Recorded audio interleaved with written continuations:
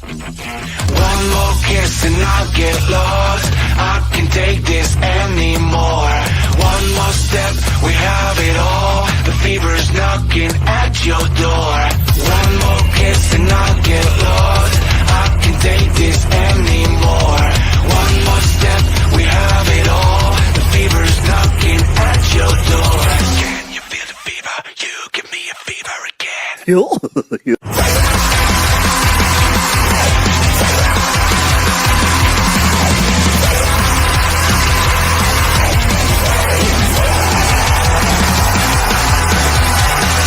Yes, I know it's just your game, but I love to be the one who gets played, yeah. There I go and I just fall again. Cause baby, I like the way I'm letting go. I like the hell you put me through. I keep on chasing after you. Yeah, you feel the fever, you can be a fever. I like the things you make me do.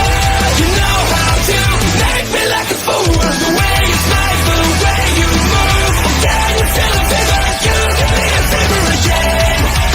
You can be a fever again.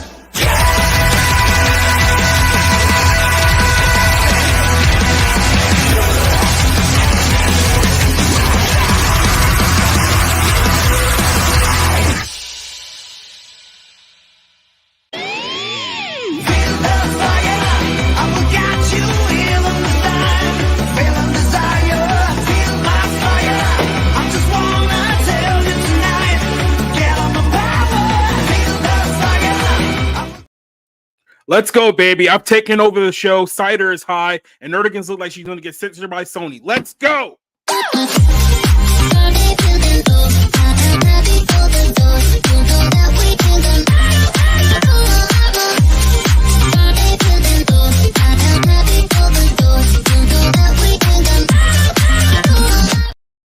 The war on sex appeal has shifted into a full-on circus.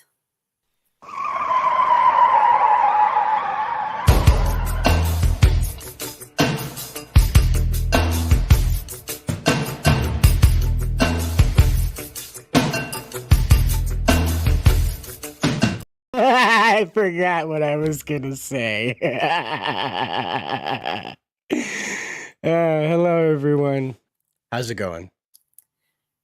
It's been insane. It's been an insane week. Well, I should say couple weeks because it is LARPer season. It's that time of the year again, baby. Mm-hmm. Well, welcome aboard to 01. You might notice that we're missing a few people. Captain S himself has decided to take a leisure trip to deep space, and Josh, Commander Josh, has decided to return to the deep jungles of Chile to rescue more retro tech from the Aztec temples located deep within the jungles there. Spencer and Josh are dead. They died doing something aggressively gay in two separate locations, which is very weird. But because of that, I am here to take over the show single-handedly. That's why it says the king.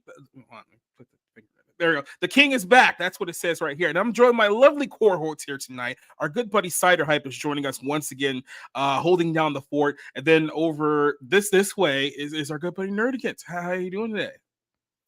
I'm doing okay. And I know you're probably disappointed in what Paramount is doing with the Fairly Odd Parents reboot.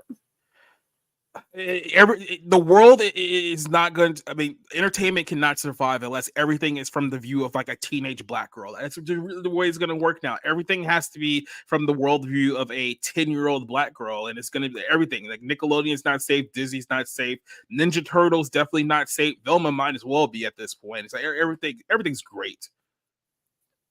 Corinthians 2:1. Let's go. All right. Oh, man. Yeah, right. The kitty cat's in the background, sneaking across the window. It's all right. Deep space kitty cats.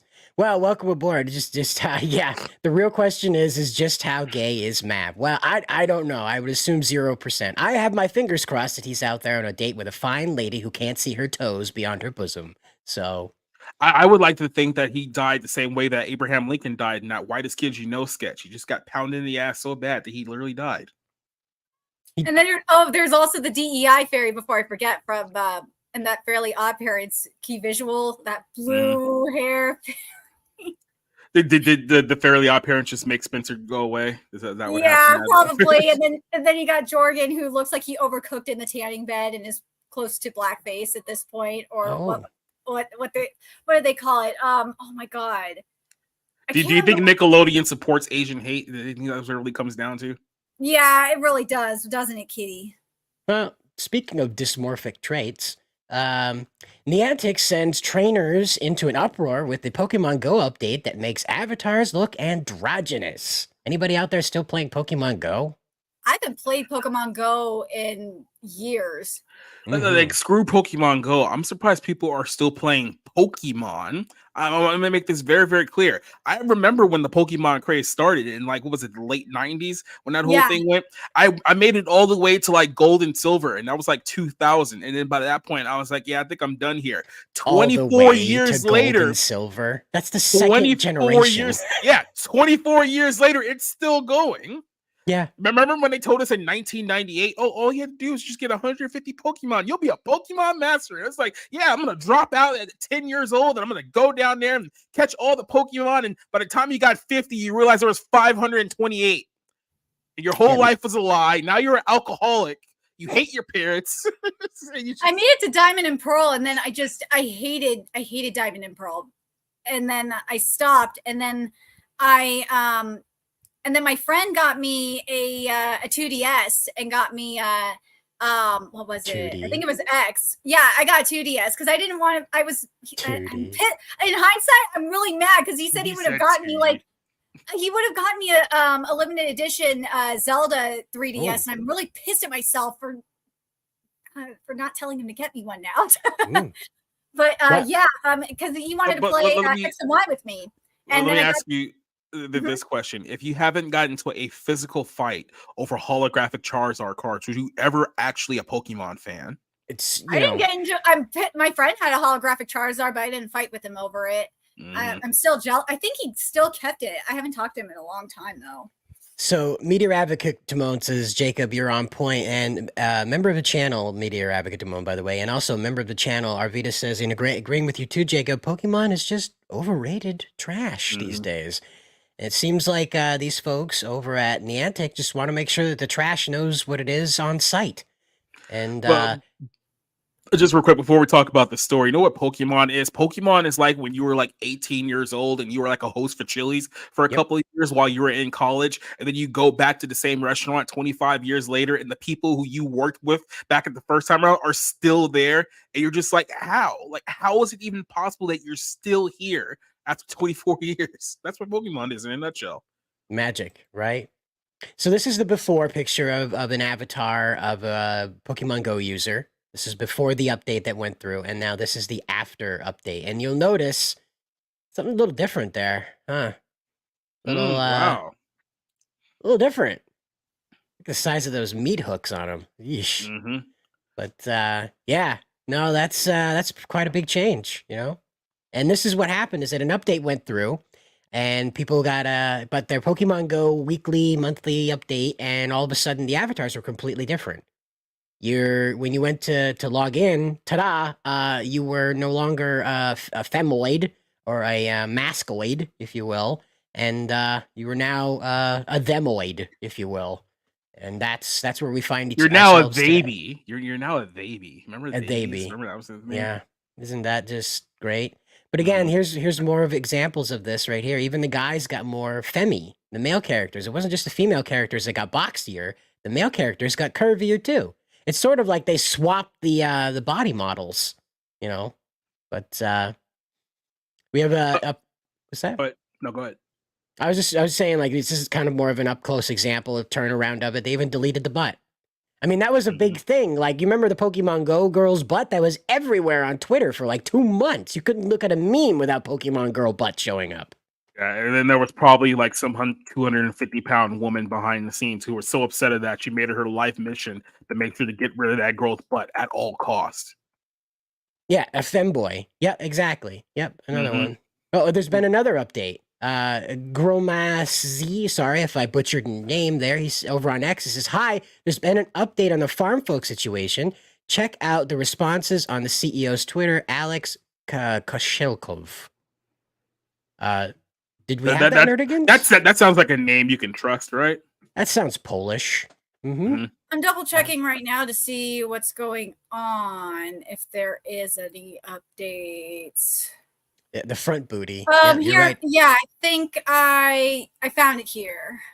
Nope. Okay. So apparently, yeah, I'm pulling it up. I'm just double checking.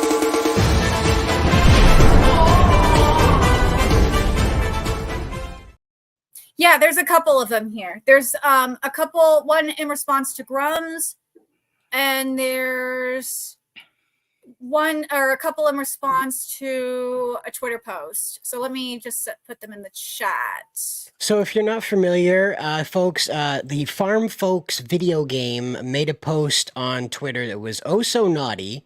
This is an indie game developer that made a post on Twitter regarding jiggle physics in their video game. And they were being playful about the amount of jiggle physics control, that they had a slider bar that you could apply 0 jiggle physics to 150% jiggle physics. And they made a joke about who would have a use for 150% jiggle physics. Less than 24 hours later, they were forced to issue an apology, or rather they conceded that they were forced to issue an apology regarding 150% jiggle physics. Like, this is where we are today, is that boobs aren't allowed to even jiggle now. Apology to who? The mob. Who did they need to apologize to? The woke mob. Well, we're getting to the point very, very rapidly where the only people who are going to be allowed to have boobs in 5 years are dudes. It's true. So, the first one, the last one I posted was to Grummz, and then the one above it is the one before he responded to Grummz.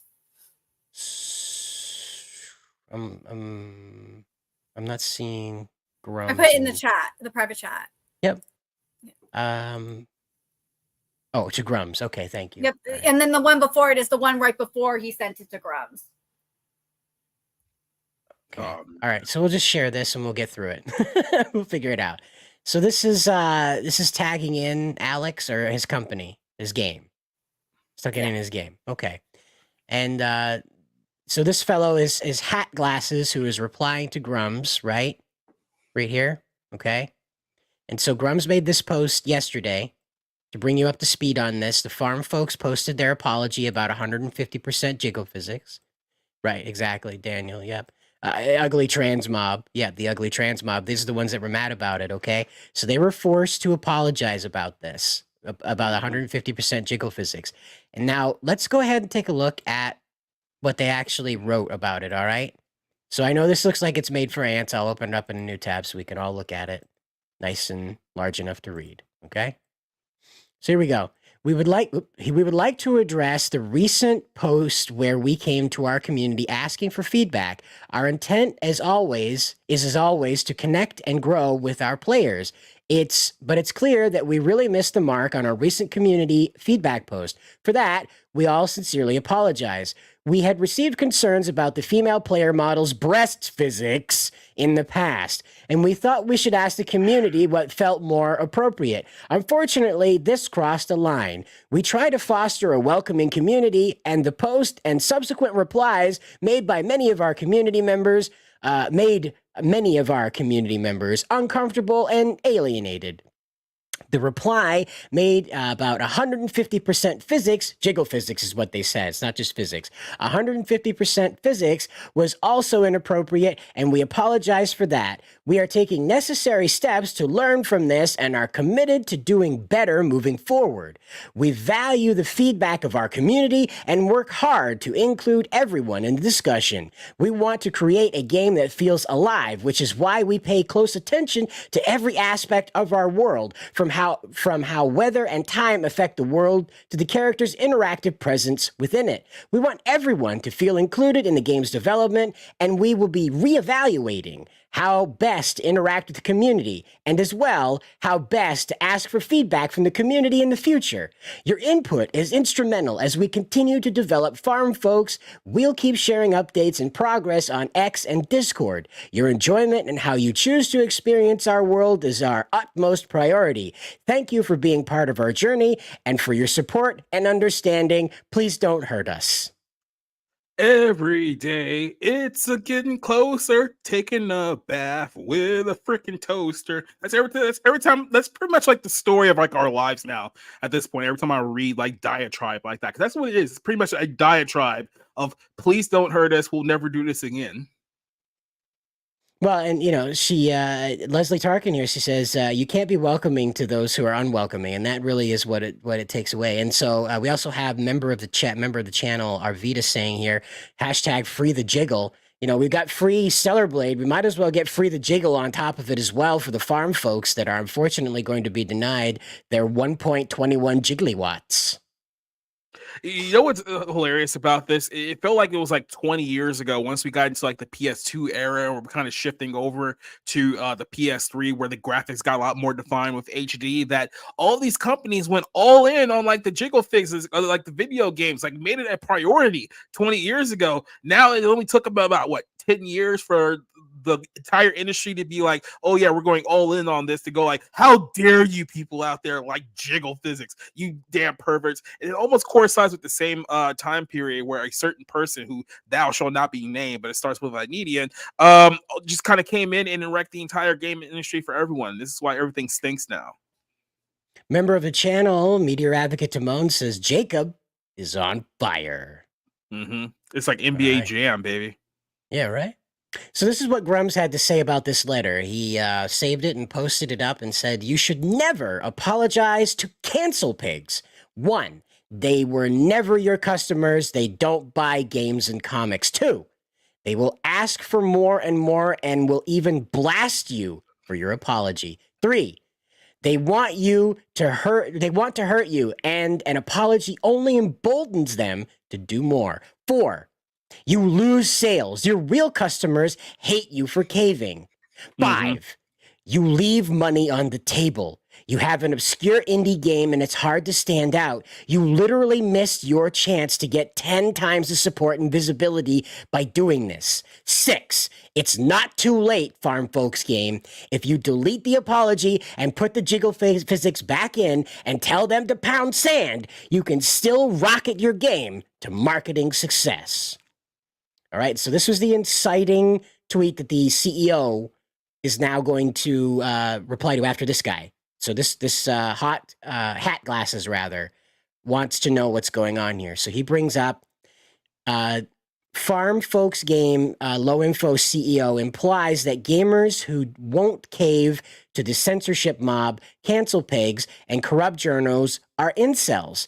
Mercante played him and is now dragging him for the sucker he is on her handle. So we'll read here.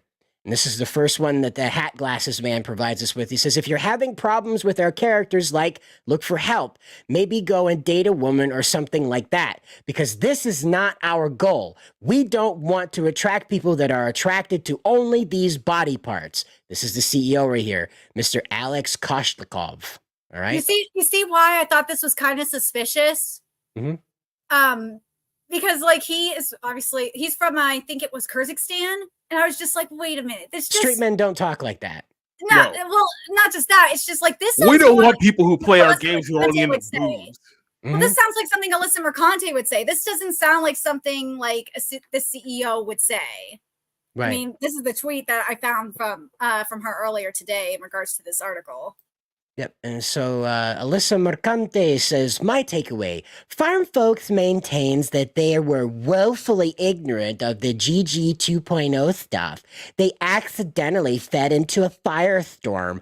They don't want anything to do with Korn or KO, but also don't want to openly deride them and kick the hornet's nest either. They're worried about not being political, which even the CEO said may be a bit naive in the current climate. Everyone is welcome to play their game. Yeah, almost if you like a hold your nose. She sounds exactly like Seth Rollins does, but that's a whole other conversation for another day. So after this collection is presented, now the CEO steps in. Not even a direct reply to Grummz. Remember that. That's important.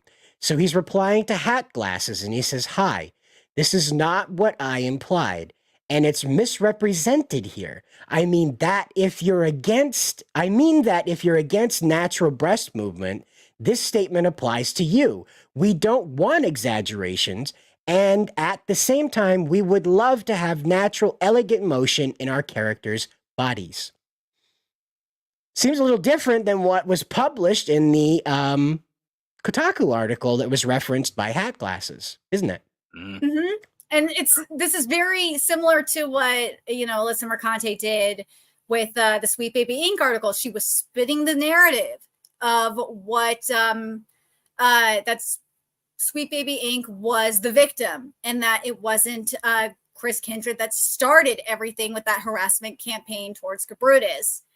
She's just inserting her narrative here, and it's very, very frustrating. And it feels like, and we'll get to it with Stellar Blade, and it wasn't her that wrote the Stellar Blade article. Let's be clear here.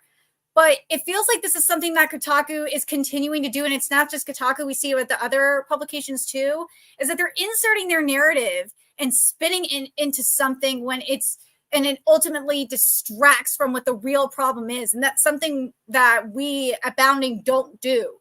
We don't do that. We actually tell the story of what's going on. And it's not just leftists that do it either. The far right, the right does it too. They spin the narrative and don't tell you what's really going on. And it's very, very frustrating. We're in a post-truth America, Nerdigans. I'm not sure if you've heard the news over the last 6 to 8 years, but that's pretty much where we're at now. Yeah, I know. And it's very frustrating. You can't handle the truth. And I know we'll probably parlay this into our other conversation regarding censorship in gaming too, but it feels like I've kind of said this as a joke for a while, but it feels like, what was it, Mortal Kombat 9, which I believe came out in 2011, where obviously that was the last time like the costumes were kind of, I guess, more gratuitous and sexualized. That the gaming industry ever since that moment has been in an overcorrection where it's like, oh my god, I can't believe that we allowed the industry to get away with making this overtly sexuous video game, that now everything has to essentially be almost a repentance of sorts against that sin of giving Melina boobs and giving her a costume that doesn't cover up all of her lady parts properly, and a uber violent, uber gory Mortal Kombat game, by the way. A clearly adult oriented game, yes, but here's the thing: is you saw it in comics. You saw this huge recoil in the early 2000s away from what happened in the 90s with the big boobs, big guns era. So, but also with Mortal Kombat, the thing that's very frustrating about Mortal Kombat is, remember what it stood for in the 90s. It was the game that said screw you to the industry. It was the game that launched the ESRB. So when you see Mortal Kombat, of all games to do this, it is probably the most insulting thing to the video gaming industry.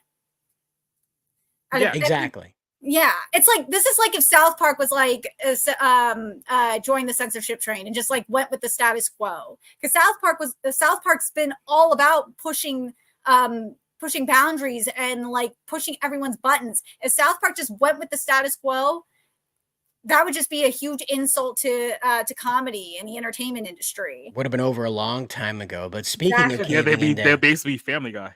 Was it worth it? You didn't even get the Orville, Seth. You didn't even get the Orville. Fraud. But member of the channel, Arvita, says here, most of the female characters in Mortal Kombat have male facial features. Now they do. Now they do. In Mortal Kombat, look at Tanya. Tanya looks like what they did to that model. Tanya literally looks like Felicia from Friday. Quite literally, like side by side. But God, they look like someone said it on Twitter, and I put in my article about it too, is that they look like, I think I did anyway, they look like wine moms. They look like 40, 50-year-old wine moms. Like, you know how like Hollywood does here's the picture before makeup, and here's first after makeup. They was like, yeah, let's make the before makeup our core feature for all of our characters. And it's like, I don't think that's how I don't think that's how it works. Yes, what I'm saying is that you go back to was it Mortal Kombat 9, the one that I think was the last PS3 Mortal Kombat game, if I'm not mistaken. Like, obviously you can see here that the women have a lot of boobage going on here, and it seems like ever since then, because certain people. Huh? I don't mean to stop you, but I want to say that word has become very popular here on Bounding into Boobs. So I just want to let you know that boobage is the Bounding- secret word of the channel, I guess. That's become Yeah, very we're bounding popular. into boobage. Let's go. There we are, bounding into boobage. I mean, I thought it was a little bit more, tasteful than bounding into titties, but I mean, it's the same thing. But Bounding into titties is okay too. There's nothing wrong with titties. Well, no, it's not phonetic. You want to keep the phonetic flow. Bounding into boobage, right? You can like say that really quick. Bounding, you have to pause and get the t. It's a really hard consonant. Yeah, that's true. Yeah. And then it's bib. Yeah.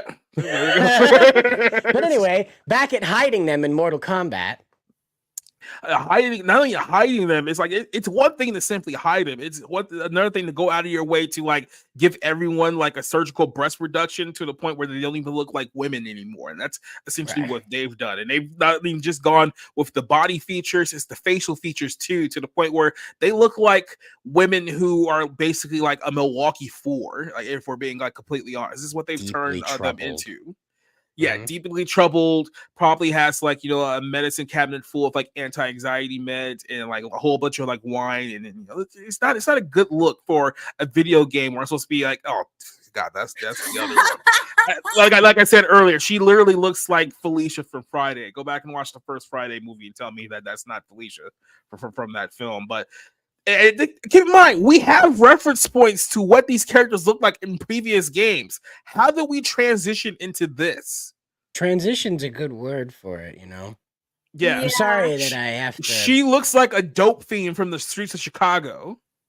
But I mean, look at that. Like, the thing is, though, and I've been calling out these freaking bigots or misogynist bigots.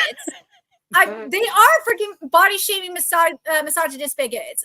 It drives me nuts because for people like me that are blessed, so to speak, it frustrates me because it's like you're body shaming women like us, and we women like to play as sexy women. We like it. Even women that are fat as fuck, they like to play as sexy women. They like to feel empowered.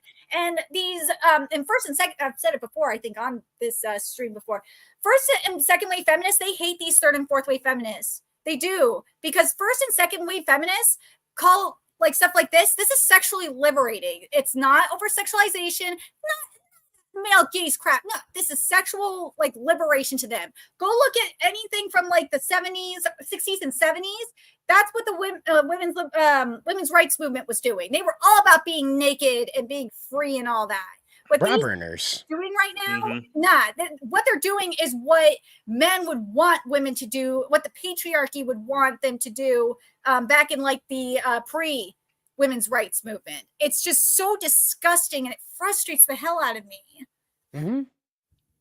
Yep, and like I said, you just look from the course correction from this video game to where we were with like I said, not even just Mortal Kombat. What was the one right before that one? Or was it just retitled Mortal Kombat for the one right before Mortal Kombat 1? Was that just titled simply Mortal Kombat? Yeah, I think so.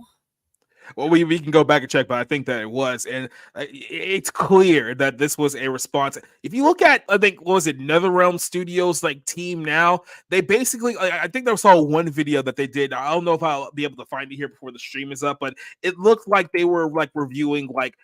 You guys remember like the Nerdist, like the Chris Hardwick thing, like Nerdist? It looked like it was like rejects from the Nerdist. And I was like, this is the people who are in charge of making Mortal Kombat games now. It's like, okay, now this makes perfect sense. Well, again, I mean, take a look at this. This is a great example of like what we've lost. You know what I mean? To borrow a term, what's been taken from us, if you will, for the sake of this. Who had it best here? Yeah, RJ McCready really got this. He says, Mortal Kombat used to not cover up women to say no to religion. Now they are covering them up for the state religion. So I like that. Yeah. That feels right. It's funny too, because it feels like there's a lot of things where it was like, if you look back at the frame of the 1990s, there were a lot of people who were all against, we're counterculture, we're against the authority and blah blah blah. Then you realize they were really just against essentially the Christian right, because now those same people have completely flipped on every anti-censorship view that they had 30 years ago and are now completely pro-censorship. Mortal Kombat's a great example of this. Howard Stern's another great example of this. And I mean, you can talk about other bands, Rage Against the Machine, just over and over again. It's the same thing. 30 years ago, everyone's completely flipped on their values, and you realize, oh, it wasn't actually censorship or anti-censorship you guys were against. It was actually a motive behind it, and that's what you guys were protesting against. I mean, look at Saints now Row. You guys are look at what happened with Saints Row, for Christ's sake. Look at what's good. I'm hoping that Rockstar is going to be strong enough to like fight the fuckery with Grand Theft Auto. So Grand Theft Auto 6 doesn't end up like a PC mess. But I think with Grand Theft Auto 6 is that Rockstar, they have to know if they screw it up and they do not portray the hood correctly, they will be getting riots in the streets. They know it. Ogre whip. Like, I gotta be honest with you. Like, if I was in a position to where I could like hire and fire people for like a major business, there's a lot of people who I probably either would not hire just out of like for the obvious reasons, or probably just fire everyone across the board. It's like, I feel like that one scene from like, if you guys watch Entourage, where Ari Gold is just running around the entire office with a paintball gun, just saying, no point of running, your fate has already been sealed. Like that's what I feel like. That's why I feel like with a lot of these like companies and corporations, like they're all run just by the absolute dregs of our society, and this is why everything stinks now. Well, Take-Two just had more layoffs. Speaking of, Take-Two just had more layoffs announced today. So that's why I'm like, Rockstar better watch out. If they screw this up, they are next. They have to know that at this point. Well, wasn't there already like a massive purge with Rockstar based on quote unquote toxic environment? Wasn't that like a whole thing just a few years ago? So I think that's already happened. Like, I don't think that's one of the things where if they don't tell this line, it's going to happen. I think it's already happened to them. I think we just haven't realized it yet, because how long have we been waiting for the next GTA game? It's been like 14 years now. Yeah, right. Close to it. Yeah. But you know how much of the culture has changed in 14 years? Right. But what he said here is, the CEO said, is so true. The reading comprehension and overall common sense on this website is piss poor. How dare you say we piss on the poor? That's literally like Twitter right now. Yeah. Yep. Arvita says here, Rockstar removed the drag queens out of GTA because players kept on killing them. But that's part of the fun in GTA. That's why people play GTA, is to kill the prostitutes, to kill the transvestites, the transvestite hookers. Like that's the whole goddamn point, is to do that. That's why people liked it so much. Well, this is another reason why we're here today. We reported on this earlier this week. It was one of the biggest videos on the channel, so we'll talk about it right now. The Stellar Braid director responds after the patch, that day one patch, that censors not only the Holiday Rabbit outfit, but many, many, many other outfits, and claims the updated design was always intended as a final version. The problem with this, though, is that, as I reported on earlier, is that Lunar Archivist, you'll know them on Twitter, reported that as a person who is was in the game development sphere, it takes 6 to 8 weeks to print these discs out to go up on a shelf. All right. It's not like, okay, boys, we're just going to they fall from the air onto the Walmart shelves. It takes a little while to get these done. So what I'm positing with this, right, is what happened here is that Sony Japan went through the process of allowing Stellar Braid to get tested. So they have 2 layers of testing with these games before they get approved. First, as an independent company, they have to hire their own like independent testers to come through, play the game, and rate its quality. Then, kind of like a pre-test, if you will. Then they go to Sony, and the same process is repeated, but another layer is added for Sony's legal licensing and all sorts of their like messaging that they want to pass on, right?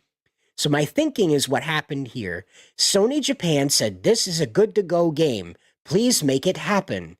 Now, and then when the review copies got around, Sony America got to see what was inside of it and went and bang, bang, bang, bang, bang on Sony Japan's door and said, hey, man, we're not selling this in America unless you clean this up. And that's how this happened. It's very reminiscent of what happened in the 90s with Sega America and Sega Japan. Sega America was very successful. Sega Japan was very not happy with that and routinely would step all over the toes of the third-party relationships with Sega America's developers. So it wouldn't just be in-house Sega makers. There would be people like Shift Up, for instance, that would be screwed with by Sega Japan just to get revenge on Sega America. And that's what I think has happened with Sony, just flipped. But this is different though, because you're dealing with Sony Korea for one thing. The other thing is that according to what sources have told me, is that version 1.00 is on the physical disc. The reviewers got a completely different version. They got 1.001, which was already set, not as censored as 1.002, but there were still alterations to it. So that theory is a little bit different. But the thing is that got me though in this whole thing, and I don't know if we'll ever get the answer to this, is you have Stellar Blade tweeting about how it's going to be uncensored in every country, literally 6 days before the game comes out, when there's already obviously the changes that people have noticed between 1.00 and 1.001, and then game comes out and still there's the censor, and then there's even more censor. It's like, why not just tell the truth? Why not just after the truth comes out? Why not just say, look, this is what happened? And as what Bonsama told me, one of my friends that works in the video game industry, why not just fess up to it and say that you could release it in a DLC or earn it like down the line? Why not just admit it? That just would make it easier. Just rip the Band-Aid off and admit it. It just doesn't make sense. Just something fishy is going on. Because see, like, this is, as I said, this is admitting that what if it was a design choice here? The fix is simple. Again, you include the 1.0 versions of those costumes as DLC. The disc went gold with them on it. So Sony did approve them, as you said, once. Yep. And people are playing them. People are using them because what you do is if you want to play it, you just don't connect your PlayStation 5 online. And you can play it. You can play the 1.0 version, which means they approve them again for the DLC submission. Oh my God, I need to have it in front of me because the full thread, it continues here. Hold on. Let's have it. Then what else he said... and then further, the claims of censorship are a direct result of the Stellar Blade account post claiming no censorship. So again, the solution is simple. You clarify what that post was about. If it was simply about the gore and like it not being further censored for gore, then clarify it. Just do that. But gotta stress it, as he says here. Again, assuming this is all in accordance with Shift Up's design choices and not addressing both of these issues only makes it worse. But that's the problem. They're not addressing it. The only thing we've gotten in terms of course, after the pre-launch press conference is videos of the like a launch video on PlayStation Japan and PlayStation Korea's Twitter account. There was nothing for the US, nothing. So it's just all so suspicious. Part of me is like thinking that this is like a Showgirls moment kind of thing, where the showgirl throws the diamonds on the stairs to like just throw the blame onto Shift Up. I'm glad you mentioned that, not a reference to the movie Showgirls, but that's a conversation. Just keep on. Well, no, that is the reference to the movie Showgirls, but you know what I mean. But yeah, it's also suspicious, right? And this ties into that Black Girl Gamers post that's related to Farm Friends. But this is what they had to say, and again, because Eve is a top-heavy gal, this applies to her as well. Black Girl Gamer says, as you can imagine, boobs are a sensitive subject, especially since women have been subject to a lot of vitriol in gaming lately. This is talking about Stellar Blade. This is talking about Sweet Baby Inc. And the latest discourse regarding sexualization of characters, Stellar Blade. If this is indeed has body positivity intention, then in the future it may be worth changing the copy of the tweet to reflect that. That was And such then- a stupid response for Farmworks. That was so stupid. Like, And why then should they do that for a joke? It was a goddamn Can't get rid joke of that. tweet. Where did- That was how do so dumb. Well, that's over with. So I can't read. Additionally, if your bio disclosed that the game was meant to be an adult farming simulator, then it might curb people's reaction to this post a little bit. So they're snarky weirdos again. It's a joke. Like, Mhm. I saw it on Twitter when it came out. I was like, this is such a stupid joke. It's just a trend. Like, what the hell is your problem? Don't you have other things to deal with? We'll get to death threats and that's a whole other stupid thing we'll get into in a minute. But Yep. like, that's so dumb. This is so stupid. Why are you getting all butthurt about it? It's just boobs. You have them, Black Girl Gamers. I have them. Are you just why are you butthurt by this? Well, like I said, this is the culture that we live in now, where it's like women are not allowed to have boobs. We only celebrate boobs when women get them chopped off due to their new found gender identity, or when men decide to get them in order to affirm their gender identity. Outside of that, you're not allowed to have them. This is the direction that we're fastly approaching now. That's so dumb. And oh God, I just can't. What society is telling you here, nerdigans, is that you better get used to wearing a burqa, because that's the only way that you're going to avoid getting stoned to death. Off is the direction you can fuck. That's a new meme template that we're going to start using here on the show, by the way. Oh, okay. I have to run that by the captain when he gets back. But yeah, again, like we're back to square one with this whole conversation about boobs, right? We're back to square one with this whole conversation about boobs. And now, member of the channel, Arvita here says, Vindictus Defying Fate is better than Stellar Blade because it's on Steam PC Master Race. Now, what he means by that, I think, right? You can clarify in the chat if you'd like to, Arvita, but what I think he means by that is you can mod it.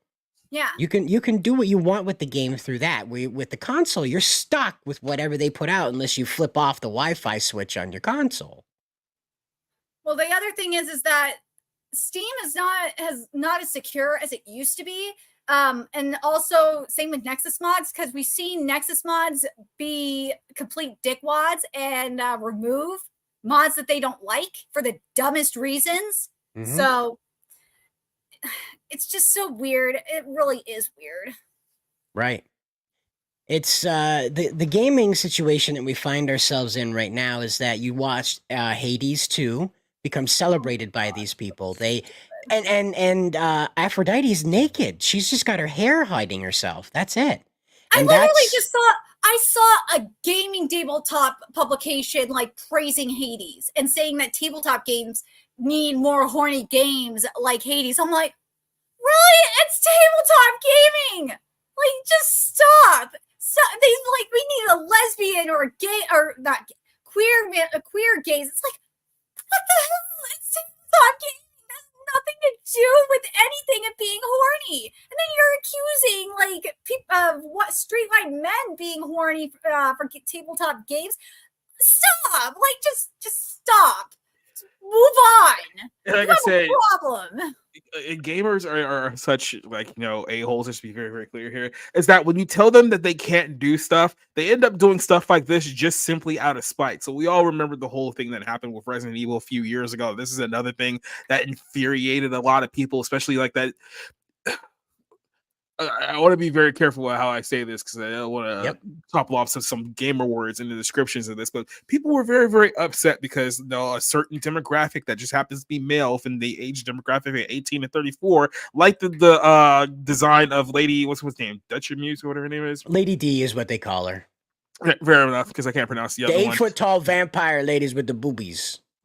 So when people started making mods of the character, it was like a whole big controversy. It was like, oh my god, they're sexualizing, blah blah blah. So then people just started uploading videos of like them just doing this, essentially. Yeah. There you are.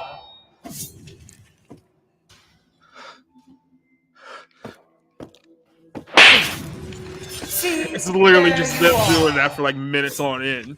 But like I said, this is what happens when you try to curl gamers' habits, is that they'll still find some other creative way to stick it to you. Yeah. Yeah, exactly. Again, like It's Shia LaBeouf, with the flag, trying to escape the internet. Yeah, not only that, well, yeah, that's a whole other conversation with Shia LaBeouf. He's a mess. But but no, even what was with the Spider-Man game, right? When they were like, oh, we're going to have this whole town represent like the LGBTQ community, and someone was like, hey, you know what? I can region lock this to the Middle East where all this stuff is removed and make the game better. And everyone's like, okay, I want to do that too. Then people found out about it. It's like, no, you can't remove our gay propaganda from our video games, you bigot. Right? So yeah, like, except unless you're Saudi, and then you absolutely can. Oh yeah. Yeah. Meteor Advocate Timon, member of the channel here, he says, it's because Aphrodite looks like Dylan Mulvaney's. You got a point. Kind of does. No. Well, we were too busy a couple weeks ago talking about diabetic superheroes, so I think that was what the other implication, because the other woman's like legs cut off, like in a wheelchair. It's like, are we just creating like a bunch of like heroes with high blood sugar? Like, what are we doing here? Yeah. And keep in mind, the same people who were spent years talking about you're promoting an unhealthy body type, it's now just making straight up dying people the central figure of their video games. Jacob, he's here. He's a ghost. He's come back from gay hell to haunt the bounding in the comic stream.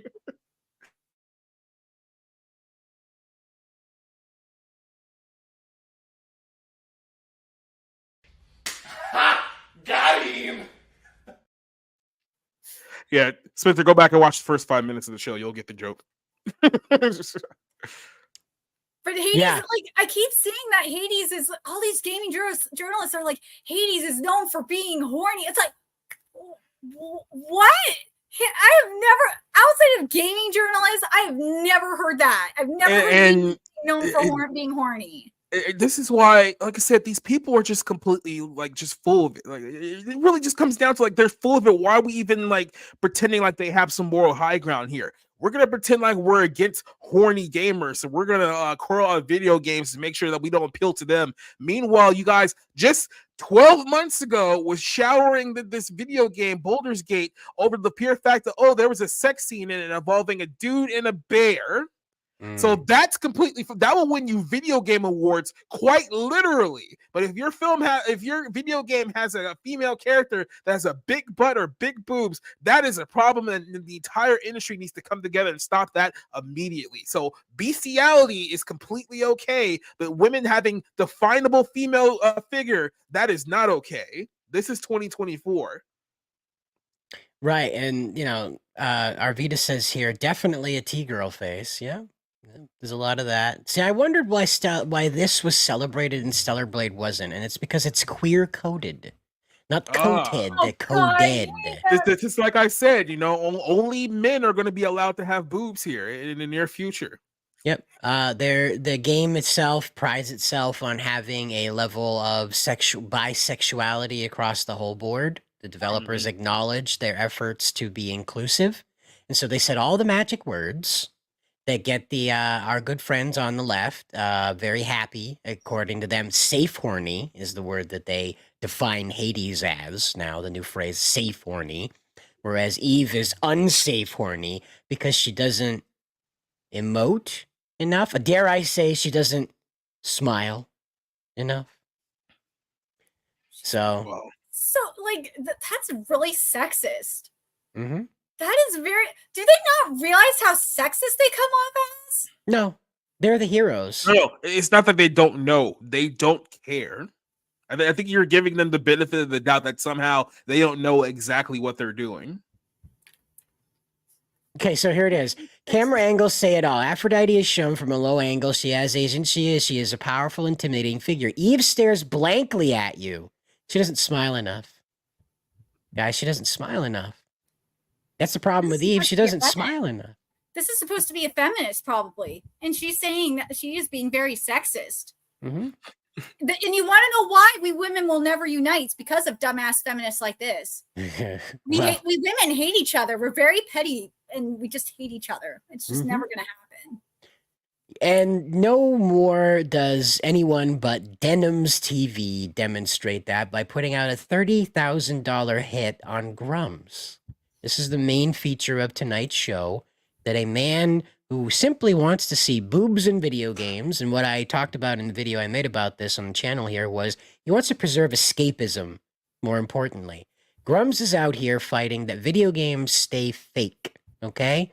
The point of a video game, the point of a comic book, the point of a book, the point of a painting, the point of anything at all that isn't the news and isn't observed by your own 2 damn eyes is to be escapism. It means it's supposed to be either a hyper version of reality or a completely fabricated version of it, but it is not supposed to be reality. And here we find him having a death threat put on him simply for trying to keep the hope alive that you can play a video game that isn't like walking through a Tumblr post. You know, if there's one thing that I actually embrace about our coming Islamic Antichrist is that all of this nonsense, one way or another, is going to stop. So, I mean, there's one little white pill and a massive black pill, right? Well, you can listen to this girl. This is her reacting to Esmongold talking about the Tone Man putting out the $20,000 hit on him, right? So this girl right here, now she's going to be talking about this. So here we go. Listen, I'll up the number, okay? $30K to anyone who'll make this dipshit disappear and make Eve's breasts bigger. Okay, you have. I just want to let you know that the sassy bisexual act is never a good defense. No, never works. Just drop it completely. Don't do the sassy bisexual. Well, was it this show or like another? I think it was actually another show. Actually, we're really just talking about how a lot of people within this community think that they can just get away with being, let's just say, completely out of pocket with people. Psychopaths. It's somehow part of their personality, as if someone, if they were ever in the same room in the same vicinity, wouldn't smack them in the mouth repetitively. Yep. They are just fucking LARPers. These are just, I've been seeing like fake ass LARPers for like the past couple of weeks. For the past 4 or 5 years. They just don't know any better. They are freaking stupid. They think they could get away with it, and they're all just doing this for attention. Well, and for money, obviously, too. Yeah, I doubt that lady is even a gamer. Bayona Rad says she's a fake gamer. Yeah, I doubt that. Again, her channel is about like reacting to things. She's a Twitch streamer. They're either naked or reacting. They don't do anything else. Have to do both. All right? Because then it's a win-win for me. I get more breast, and I don't have to see that moron on my timeline anymore. Right, because the block button is just too hard. It's just a step too far. We got to kill a man as opposed to hit the block button. But it gets good, because we'll go down here. Oh, she went and protected her tweets. This poor little darling. But she calls herself the largest female political streamer on Twitch. Just a lady who talks about stuff.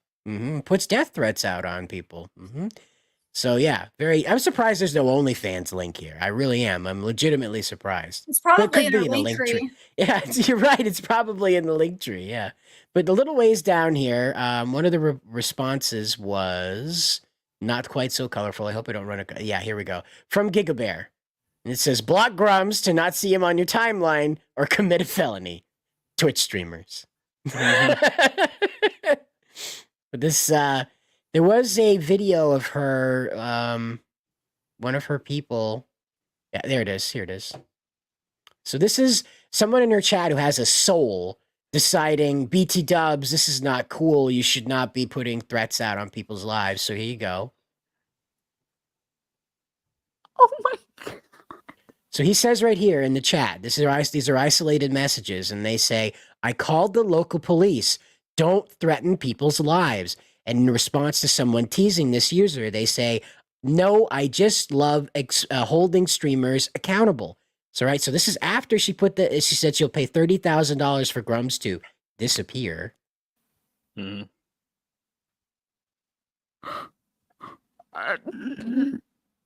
This is funny to her. I just love holding streamers accountable. Yeah, it would have been funny if there got a knock on the door all of a sudden. Like, poop, poop, poop.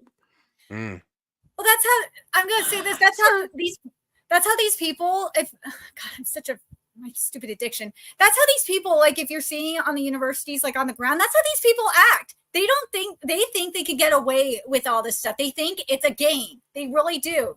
That's why I'm like, this is LARPing. This is a game to them. They think they can get away with it. And then you'll see, then when they get hit with the mace or they get hit with the freedom fog, and then when they get hit with the rubber bullets, and then when they get arrested, then it's not a game anymore. And then they realize that they're dealing with consequences, and then they start crying. Mm-hmm. Yeah. I'm Like just I telling said, you, that's these are evil, narcissistic people who have never been checked in their entire life. exactly. So here she is right here. Sir, if you show a cop that clip, he's gonna laugh in your face. Half of that clip is me talking about liking big boobs. The funny thing about threatening a life, it doesn't really matter in what context it's used. It's called threatening a life. See, do you recall perhaps maybe the man who shot Senator Gabby Giffords because of shit he read on the internet? Do you remember perhaps the child actor Jodie Foster saying she didn't like Ronald Reagan and inspiring a presidential attempted assassination on Ronald Reagan at that time? See, this is all right if you and your little girlfriends are having a pillow fight and there's like, oh, Becky, I'll give you $500 to kill Betty. That's fine. You can do that. But when you're in front of multiple thousands of people, right? This is 39,000 views, by the way, right here. All right, that's the count of it. 39,000 views. Do you think that in the realm of possibilities that out of that 39,000 people, just one of them might take her seriously? I do. I live in a world where people, I tell this, by the way, to people who are new to streaming. I tell them that when 4 people show up in your chat, 3 of them want to hear what you have to say, and the 4th guy wants to murder you. There's no reason why. He just wants to murder you. Maybe he's carving the number 23 into his walls. Maybe he eats raw chipmunks he catches in his backyard. It's just not right, okay? But they're out there, and they have access to the internet and access to weapons. Yeah, I'm sorry. I don't think an armed police officer will find slightly uglier Sweet Anita very, very hilarious as she's thinking that it's going to be in her head. Because once the cop is not joking, got but did you hear the part about the boobs gift? It's like everything's downhill from there. So, right. Yeah. And again, like, even if she doesn't get sent to jail or anything like that, the police are still going to say, BT Dubs, you can't do that. You do it again, we will take you away. There will be charges pressed, but we're going to assume you're dumb. So, yeah. That's when I first saw that. When I first saw this, I'm like, oh my god, she's just a dumb bimbo just trying to get attention. That's all she's doing. But like, people are flipping, and I see people are flipping out and making her go viral. I'm like, that's what she wants. She wants this attention. You're just making it worse. And not only that, you're deflecting from the actual problem. And because of that, now Shift Up and Sony can just chill back, let this blow over, and now we can't get anything done. Right. That really irritates the hell out of me. And I got attacked because I said that by Grummz people. And then it gets even worse. Grummz said this, and I couldn't believe that Grummz said this in particular. He was trying to politicize this, and I couldn't believe it. Let me pull this up. Hold on. Is this a leftist comment he made? You muted yourself. Yeah, it was the leftist comment. Do you have it in front of you by chance? No, I don't, but I can grab it. Yeah, as soon as I saw the leftist comment from him this morning, I just couldn't believe it. I was like, really? Now you're making yourself look really stupid by saying that.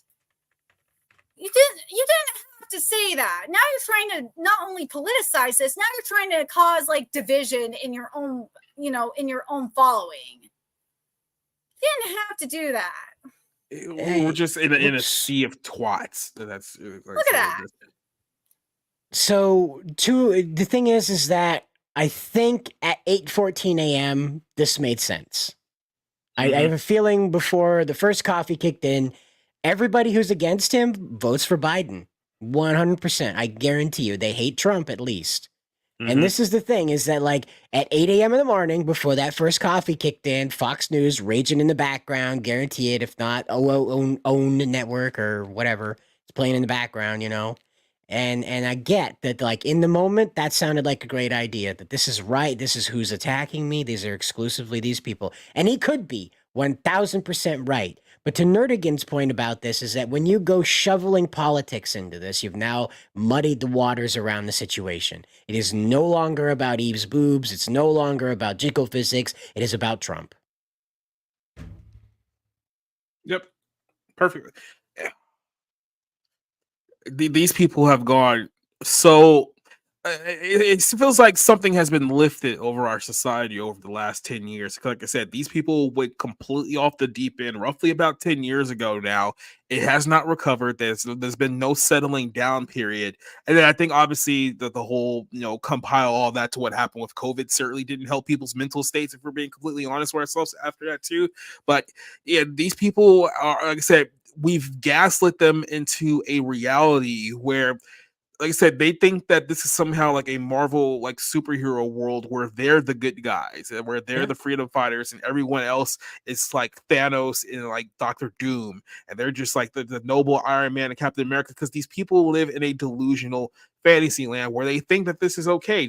And keep in mind, the reason why they think this is because they have been allowed to get away with it up to this point. You talk about everything's going on in New York right now with the protests, or in LA. It's like, why are the cops not doing anything? It's because they're being allowed to essentially become a public nuisance and a threat and a danger. As long as they're being allowed to do so, it's only going to progressively get worse as time goes on, because this is what 2024 has brought us to. This is where we're at now.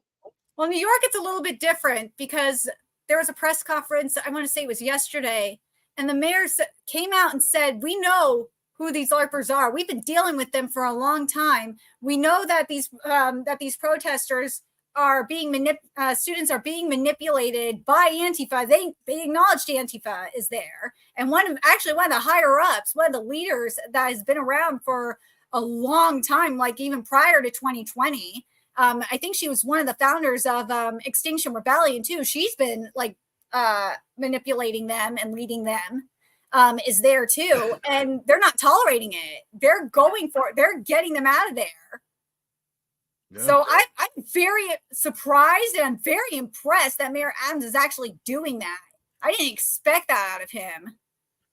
Yeah, but I feel like this is only going to continue to escalate, though. I mean, I don't have a feeling. I pretty much know it's only going to continue to escalate. I mean, this thing isn't going to get any better before it gets worse. As far as that goes. The problem is in New York. The problem is the DA. The DA is probably going to be the biggest. Well, I mean, it's more than the DA. I mean, we're talking about the entire state, if we're being completely honest. Like, the New York is quite literally one of the most corrupt states, arguably the most corrupt state in our entire union. That's New York. No, Illinois is pretty corrupt. Let's be real. Yeah, I mean, look, they both have corruption that go back at least 100-something years. So, I mean, it's pretty much a toss-up between which one is worse at this point. Okay, let's get back to this, because this right here was the problem that I had, was what he said, with what Grummz said here. If it alienates the pro-death threat segment of my audience, I'm okay with that. And this was in response to Salve, which he said, do you really need to resort to this left and right rhetoric? That's just contributing to the divide and conquer. Know that there are those in the left that sympathize with your cause, and this kind of talk only alienates possible allies. That's where I drew the line, was when I saw this particular part. I really hope more people are going to call this out, and because this needs to stop. This needs to stop. I will say this: if you're still looking at what's going on in the world right now simply from a left-right dynamic, then you're not even on level one of what's actually happening anymore. Exactly. You have to see that what's happening in our society right now goes far beyond Democrat, Republican, or even conventional left wing and right wing. And you can say that, well, most of the problems are being caused by, it's yeah, sure, but it's much deeper than that. I mean, like I said, the people who you think are your allies, especially in kind of the culture space sphere, are not really your allies at the end of the day. They're just better at hiding their flaws than the other side, because the other side acts a lot more out of emotion than those guys do. But that doesn't mean that you can trust them anymore. I don't believe that this was a failure of Grummz entirely. I don't think he's over with. I don't think this really sets back what he was trying to do. As long as there isn't more tilting into this windmill, it's all right. I don't necessarily agree with Salve's analysis about bringing up your losing allies. I honestly think it's just better to contextualize this as you're dragging the subject out of its roots and into something that's, granted, normie access, they can wrap their head around, certainly, but the topic is then lost. You're not talking about Stellar Blade anymore. You're not talking about farm. You're not talking about censorship anymore. You're just talking about Trump. You're deflecting everything out. Right. And there's nothing wrong with talking about Trump, but this is not the sector to be doing that. Talk about Trump in some other context, certainly. But in this process, in this environment, dragging it into the left-right politics, the persecution of Trump, that sort of situation, making yourself analogous there, not a good idea. So I think Grummz did okay with this, where he came out a little later and he said, so when are the online death threat jokes acceptable? Let's clear up the rules here. All of you say she was just joking. Let me know the guidelines, please. This test is if I can joke the same way about you. So again, a lot of people don't frame this. They see this online, they go, ha, it's so funny that he's so mad about death threats. They don't think about that the other way around when 10,000 people are seeing that death threat. And again, like I said earlier, one of them may decide to take up on it, right? They want to tell us they need to ban guns because of lone wolves, you know? Think about it from this perspective. What happens if, like you said, 10,000 people all decided to make the exact same joke about her in the exact same manner that she said it? Will she still think that is just as funny as the one that she did against him? Or would it still be as funny if a whole bunch of people made the exact same joke about her? That's my question. Is it still, if it's not still ha funny, then that means that there was actually something wrong with what you said now. Yep. So Leslie Tarkin asks, who is this Grummz fellow? Nerdigans probably explained better than me. So it's like I was going to say, you have a longer relationship with him, if you would. Not please. really. I mean, I barely talk to Grummz that much. Well, no, I mean, like, you know more about him than probably I know. I know that he came from Blizzard, right? That's he did. He came from Blizzard, and well, something that I will say though is he was, and this frustrated me too, is that he wanted to like leave everything in regards to like the Sweet Baby Inc. and stuff like that. He wanted to leave it up to the YouTubers, which really rubbed me the wrong way. And so I said to him, I'm like, no. I said in the QRTs, and then someone sent it to him. I said, no, that's an insult to people like me and other fans who have put in the work without YouTubers' helps to, you know, make a change. And if he wants to have something done, if he wants to make a difference, he needs to do it himself and not rely on anybody else and just put the work out there. And he's been doing that ever since. And well, I don't get credit for it because, per usual, that's just the story of my life. I never get credit for anything. I'm lucky to get any credit for anything, to be honest. And recently, I am. So, honestly, Nerdigans, I think the worst thing that could possibly happen to you at this point is clout. So consider that a blessing. Death threats around, you know. I get accused by some of these mofo's of clout chasing. I'm like, or of grifting or clout chasing. I'm like, are you kidding me? I'm the one that people are grifting off of all the time. Like, I'm barely surviving. Like, why are you going after me and not the people that are grifting off me? So, Leslie, to kind of encapsulate this, Mark's a game developer. He has his independent property. He came under fire because of his opinions in defense of Stellar Blade being a wide open, uncensored masterpiece that it originally was, and has since held the line on these things, also commentating on the forced DEI processes with Sweet Baby Inc. You recall we were talking about them earlier this year. Grummz was also part of this conversation. And so as this conversation about gaming getting out of escapism and getting out of being fun, for instance, instead of being a political propaganda like what Jacob was talking about earlier, Grummz has been sort of there building up into the position. Right. And so now he's in this position where people want to harm him because he's been part of the conversation, I want to say since the beginning of the year, at least. Let's put it that way. I would say probably because Sweet Baby Inc. started in March. Yeah, so end of February. He entered the convo, I would say in mid-March he entered this. Yeah. But in regards to the petition, that petition is not going to do anything. I read the problem that I have with the petition, first of all, is that remember the discussion we had here about Stellar Blade, what the problem is. that petition does not address that. All the petition is demanding is basically to reverse it, the censorship, back to like the version 1.0. It's not asking what happened with the game. We want to know what caused this.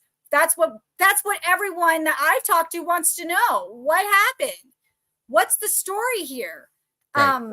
What are we fighting against in particular? We don't know what we're fighting against. We have no idea concrete what led to this and caused it to happen. It's all speculation that gets everybody up in a huff, but it could very easily be put to rest. And that petition does not address that. And that's the problem I have with it. And the other thing I saw, and it was Harada that tweeted this, the game director of Tekken. He flat said in a tweet that these petitions really are not that effective. That they're not going to look, that the Japanese game developers, they're not going to look at, they see it as like spam. They're not that effective. So I don't know why they're thinking that this is a good idea. Try all you want, but this is not going to really do anything. The corporation's gamble at this point, Sony's gamble at this point, is that people will overlook what they consider minimal censorship is in order to satisfy the American branch, in my opinion. I don't know if this is true. And then this is Sony again. This is Sony Korea we're dealing with. I don't know what the deal is with Sony Korea. I don't know as much about Sony Japan as much as like I'm not as familiar with.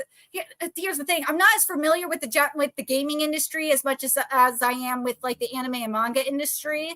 But yeah, you're dealing with a whole different beast when you're talking about Sony Korea and Sony Japan compared to Sony America and like so you have Sony Europe you're dealing with. They're all different branches. The thing that worries me though, and something I saw, and I looked at this on the both the Sony Japan website, and I saw this on the Nintendo Japan website as well, is that there was like and I saw it on their DEI pages specifically, there was a lot of comments from like the American branches there. And that was just a huge, like, what the hell? Why are there comments here? Why is there statements from Nintendo of America and Sony America employees here? It just was weird. I did not, unless it's like Sony Japan just doesn't really care and are just like, or not really care. They're just appeasing them because they're being loudmouthed or something. That could be it. The thing is that the Japanese are non-confrontational, even at the corporate level. And so when the Americans come through and say all this, I'm sure, and you have to remember, Sony Japan is the center of this. All these different branches are extensions of that main office. Whatever the main office says goes. That's why I say I don't think Sony Korea did anything other than greenlight this game. That it met everything it was supposed to meet for their standards. It was okay to go. Japan signed off on it. Then the Americans, probably the Europeans too, got mingled in it and said, I don't like these boobs. I don't like all this hubbity-bubbity about our jiggly wigglies. I don't know about Sony Europe. I don't know about Europe. Europe is a lot more free when it comes to sexual expression. I think it's probably just America then. Yeah.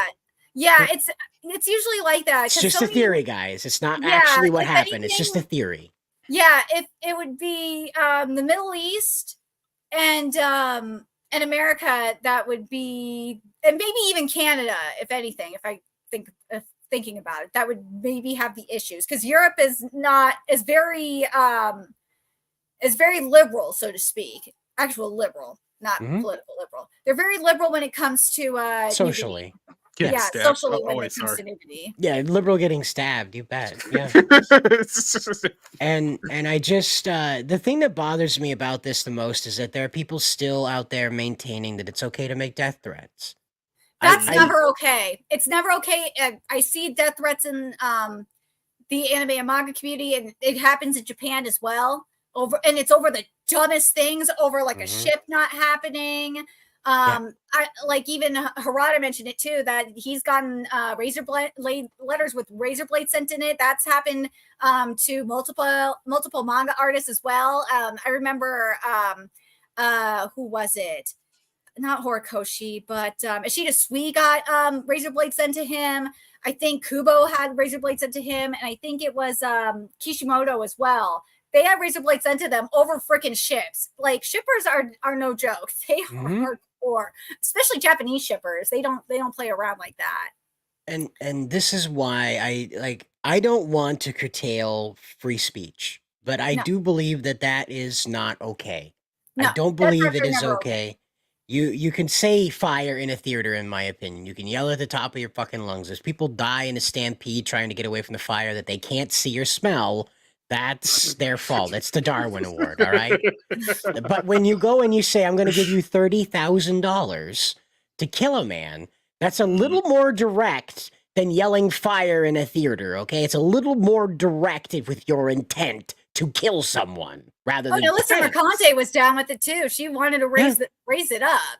Well, the other thing is that when she DM'd that person and said, I'll message you, they're going to raise it to 50,000, and she DM'd that, she's like, I was like, I wonder if she's trying to recruit a new OnlyFans simp. Like, oh, you clearly have money.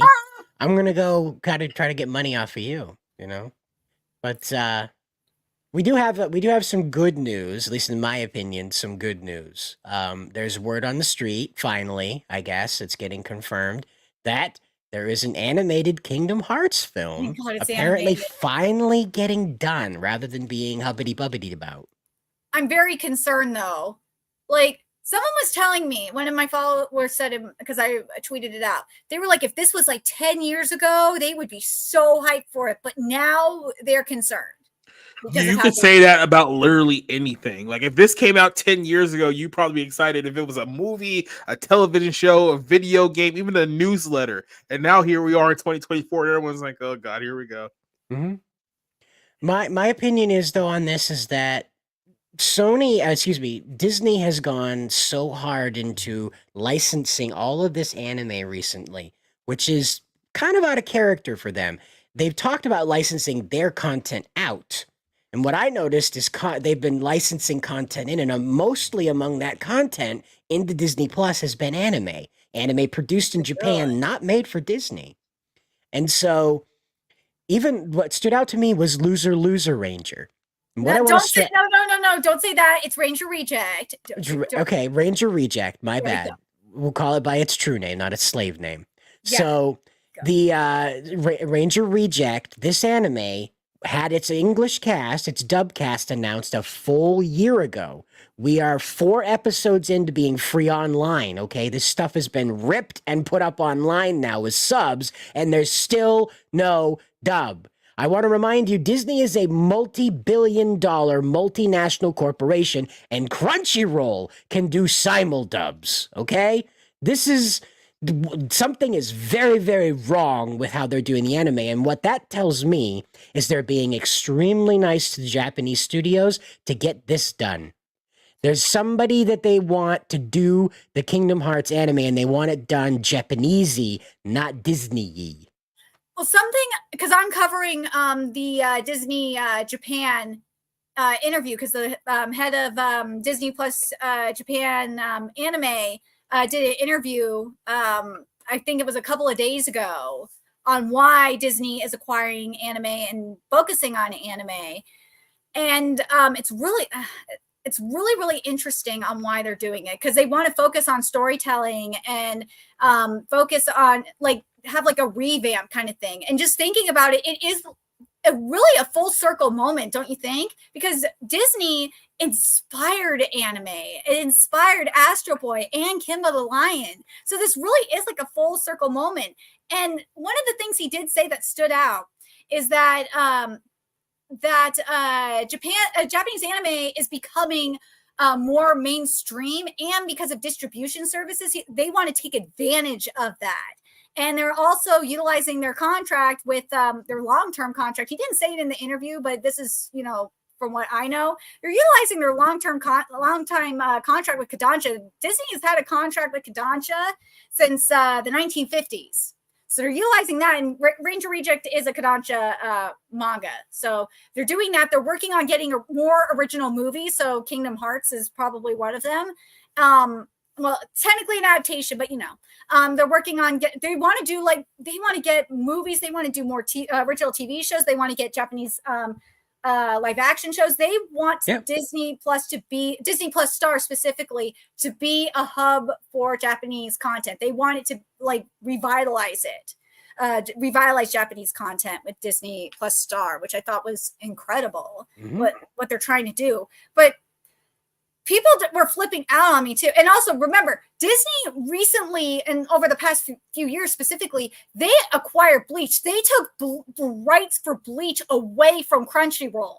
That is huge because Bleach was one of the series that made Crunchyroll what it is today. It was. I would say it made Shonen Jump what it is. Yeah, it did. Well, Bleach, a modern Shonen Jump. Modern, yes. Past Shonen Jump, it was Dragon Ball. Obviously you had Dragon Ball, you had Yu Yu Hakusho, back in the past. But modern Shonen Jump, yeah, that was Bleach and Naruto. Yep. And One Piece, well, obviously One Piece. But the other thing that they obviously acquired recently is Macross. That is a huge thing because up until Disney acquired it, you couldn't watch Macross legally overseas. Correct. There was no legal distribution in North America, at the very least, for Macross. And this is why I have hope about this. Now, I know Meteor Advocate Timon, he says here, Kingdom Hearts story sucks. Now, I understand a lot of people aren't down with it. Actually, have you read the Kingdom Hearts manga? The Kingdom Hearts manga is so good. I think that's what they're going to go with because the games are meant to be mechanical. They're meant to get you through. It's meant to be more Final Fantasy than anything else with Disney characters is really what it is. But the manga really stepped out and decided to characterize a lot of things. Yeah. See, a lot of people didn't like Kingdom Hearts progression into 1 and 2 because Riku just suddenly went evil. For all intents and purposes, he just suddenly had a Sasuke moment. And you were like, well, bro, what happened? You're suddenly evil now? And he's like, yeah, I'm evil now. I wear a blindfold. See you, assholes. And he's just gone, And so the manga actually explains a little bit more about how everything goes and explains what the hell the Destiny Islands are to begin with. Then it also explains what the hell a Keyblade is and why it's important. Meanwhile, the game was just like, there's these adorable kids with giant feet. They dream about different worlds. Shit's gone sideways. And this weird one with big feet and Donald and Goofy as best friends is going to save everybody. Let's go. And that's why the game kind of suffered over the years, is once the glitz and glamour of Disney and Final Fantasy having a baby together was over, it suffered a lot. It's the same thing with Twisted. I love Twisted Wonderland. I love the different ones we're getting. There's Hearts and Bull, which finished, and that one's with the house that's inspired by the Queen of Hearts. There's Savannah Claw, which is the one that's inspired by Scar. That one's, I think, on hiatus. But the one Octanovel that's inspired by Ursula, oh my god, it is so good. Oh, the art is by the mangaka of Black Butler. Mm-hmm. Oh, it is beautiful. Oh my god. If you are a huge Disney fan, go read Twisted Wonderland. You will not regret it at all. The games are great too. Don't get me wrong, but that manga is just to die for. It's supposed to be getting an anime, but I can't really, my NDA won't let me say what is going on with it behind the scenes, but it's not coming for a minute. It's like in limbo at the moment. Let's go with that. Wait, how many NDAs have you signed? I have one right now. Okay. Right. With my Aniplex Insider. No, I have two. One with a mangaka and one with my Aniplex Insider. Well, I was about to say, no wonder Nerdigans is broke. She's paying an entire legal team to stay out of even more. Yeah, right. Informal NDAs, which are legal in California, are a wonderful thing. Now, there's a reason. Well, yeah. I just wanted to say that is time to let everybody know that YouTube Me sent us a Australian $1.99 super sticker. It is a director's chair, and we appreciate that. Thank you very much. And welcome aboard to the stream. It says you are late to the cast, so welcome aboard, though. Happy to have you. And But before we transition here, I feel like this is a weeby question to ask Nerd Against while she's on here. Which show would you rather prefer? Because somebody mentioned it earlier in the chat, knows it's going around. High School XD or High School of the Dead? Which one is the better show in your eyes? I like DXD more, but that's I like that kind of stuff. I thought you were gonna say High School of the Dead is an objectively better show, but that's a conversation for another. I like that. I just like that stuff. But anyways, no, it's fine. That's a nerd. But if I'm in regards to like a Kingdom Hearts anime, I think it depends on which studio would do it.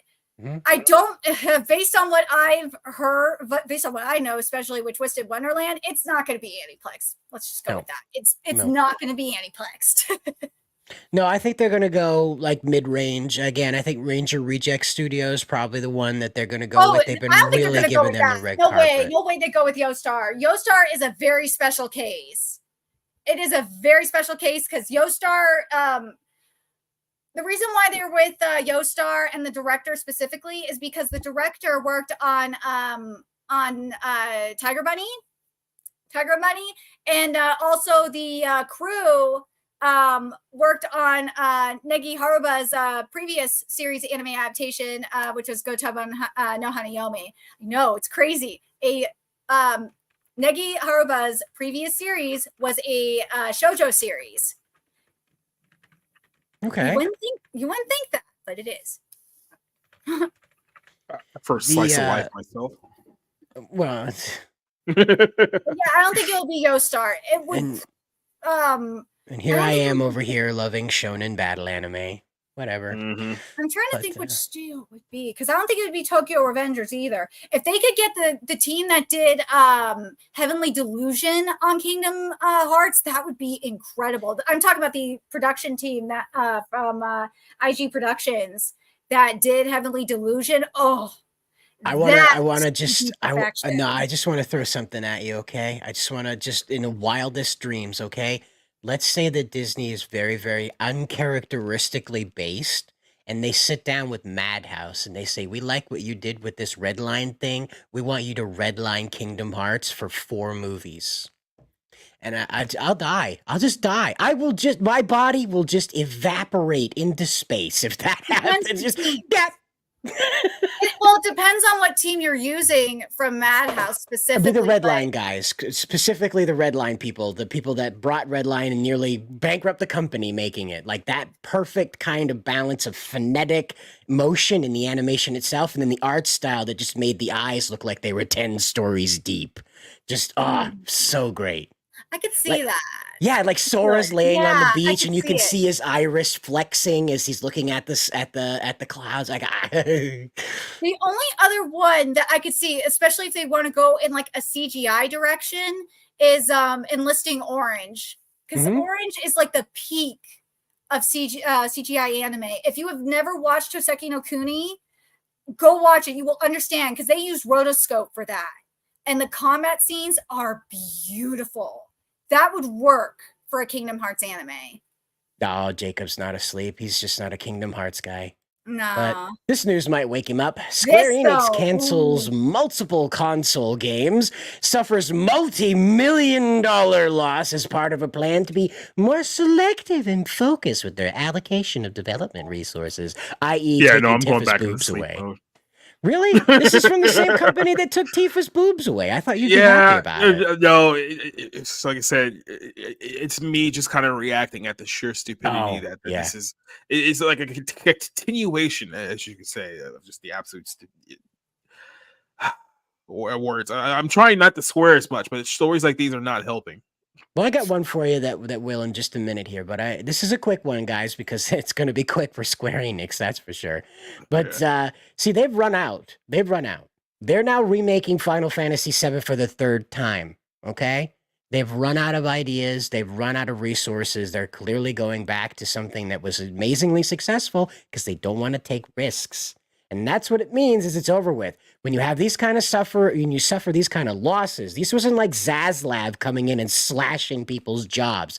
This was a loss, right? This was not people getting fired to cut costs. This was losses that led to this.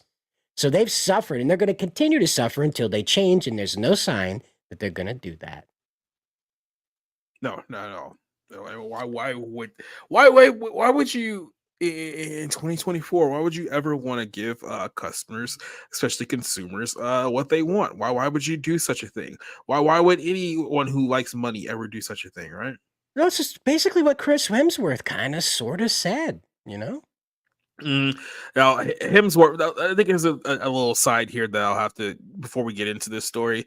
It's very hilarious to me that you have to understand exactly how many dog crap movies that Chris Hemsworth have been a part of over the last 10 years. He's been involved in the Snow White and the Huntsman movies, both of them, even the one without Kirsten Stewart because she slept with the director. That's a whole other conversation. He was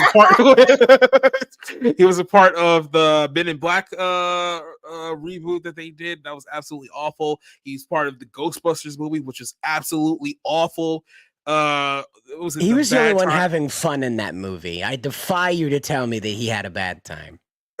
I'm glad he had a good time because nobody else watching that movie. The audience didn't. So he's been involved in some absolutely like dog crap movies. Yet for some reason, this is the movie that he has been actively, I guess you could say, apologizing for, like aggressively apologizing for with this film. Because I said this like, was it 2 years ago since this film's come out? I said this when he did that interview. He talked about this is a film that essentially an 8-year-old will make, which is kind of it was a direct shot at David Cohen, aka Taika Waititi, who was the one at the helm of this film. And when I heard him say that, this is the week the film came out, I thought to myself, oh, he does not like this dude. And over the course of the last Jacob. His name is David Cohen? It's not Taika Waititi? No. Taika Waititi is his stage name. If you actually go on Wikipedia, unironically, you will find his name is David Cohen. No, I have spent my life believing that guy was hired because he was exotic. And instead, he's just like, I'm John Smith. You're kidding me. I shit you not. Go to David Cohen. There's like a whole phone book dedicated to David Cohen. No. Oh man, it's just like the most basic. It's bad. Like I said, I shit you not. Go there, check it out. But he's clearly hated the direction of this character because, like I said, Thor 4 is the worst Thor movie, and that's saying a lot because none of them are particularly good, especially that second one, which everyone up to 2 years ago agreed was the worst out of all these Thor movies. This one was really, really bad, and he's come out now to apologize. But he's talked about how, I guess, his daughter, who was also in the film as well, like she was the little girl that Thor adopted towards the end of the film. That's like his real life daughter, and he kind of made it seem like the part of the whole getting him to accept that deal was to have that little scene with her. It's like, okay, that's fine. Like as a father and whatnot, I don't think the audience cares too much about you doing a scene with your daughter. But in that film, he's talking about how, my daughter's 8-year-old friends were all talking about how shitty my movie was, and I had to like listen to a bunch of 8-year-olds like criticize how bad and awful and terrible my film was. And so he lost a bit of pride there. The whole cartoonish angle here with Thor, where now he's just a straight up joke character, like he's not serious anymore whatsoever.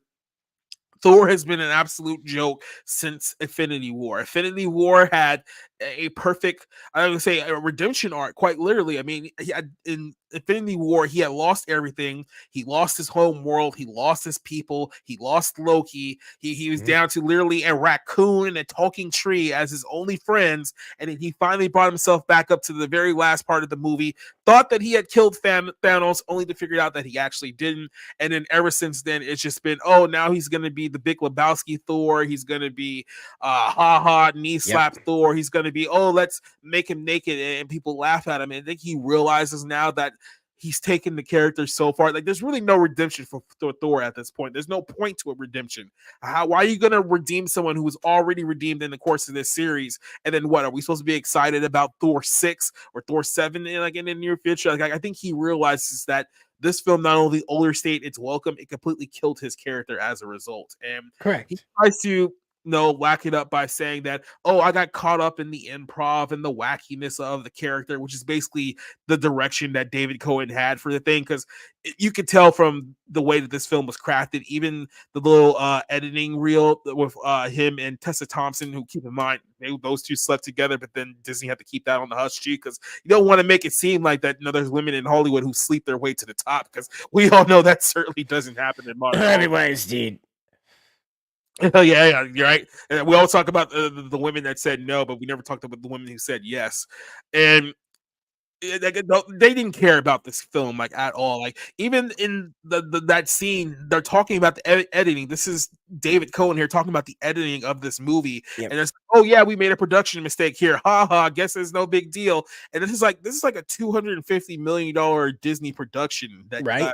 About here, and you're just laughing at the fact that there's glaring errors in the production and the editing of your superhero film, and no one's taking it seriously. And it seems like Chris Hemsworth's really the only person who cares about the fact that this film was a giant hunky pile of crap.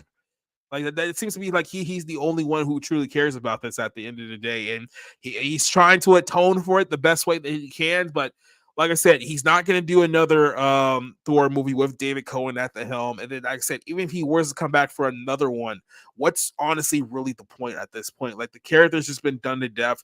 No one's going to take him seriously. Unless you do a full reboot, I don't think there's anything left for Chris Hemsworth here in MCU. What's kind of your take on this whole thing?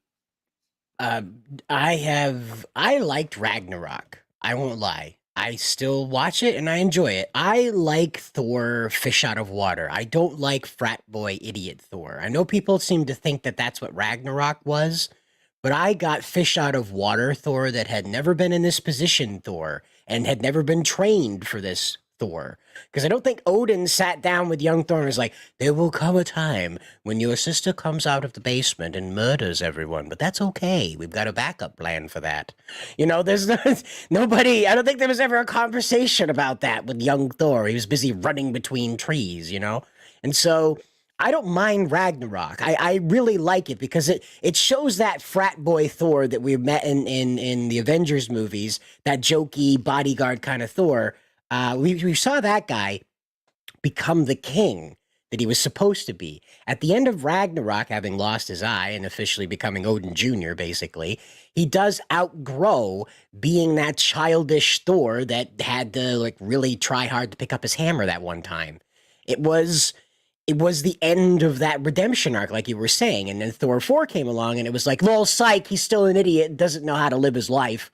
And, right, what are you going to do with it now?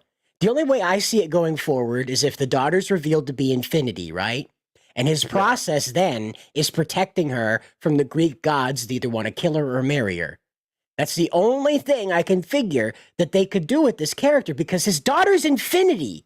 It's not, he just doesn't have this regular old weirdo Marvel Universe kid. That's Infinity in a child.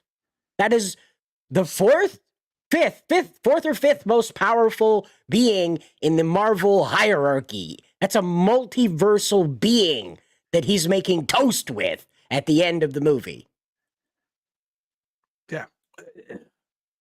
So I want to. Cider, if you check, hold on real quick. Cider, if you check the private chat, the most bizarre censorship related news popped up on my Twitter feed.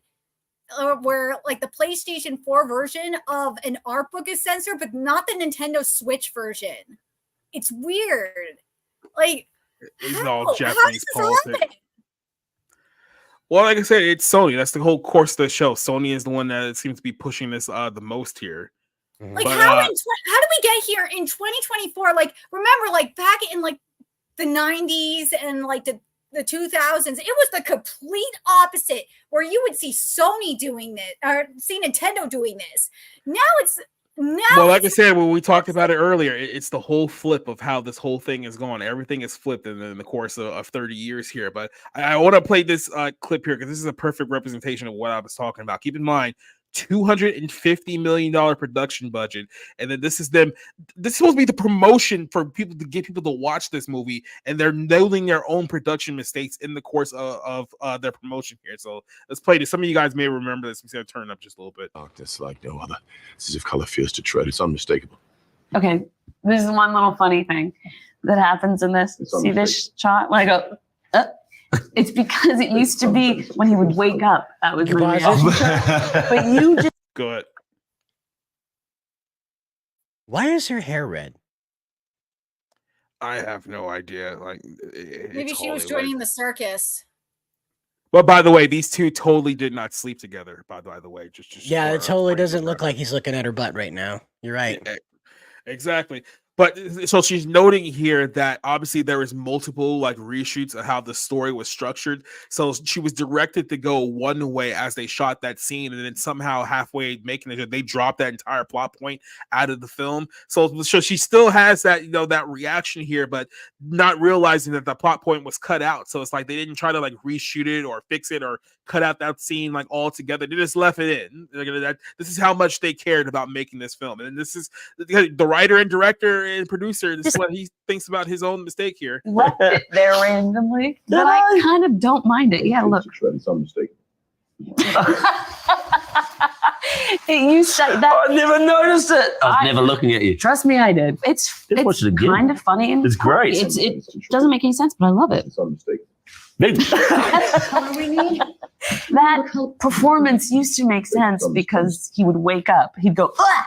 And then that was my reaction. But now I just do it for no reason, which is cool. And that's also an indication of how sometimes someone can make a performance look crazy when it wasn't.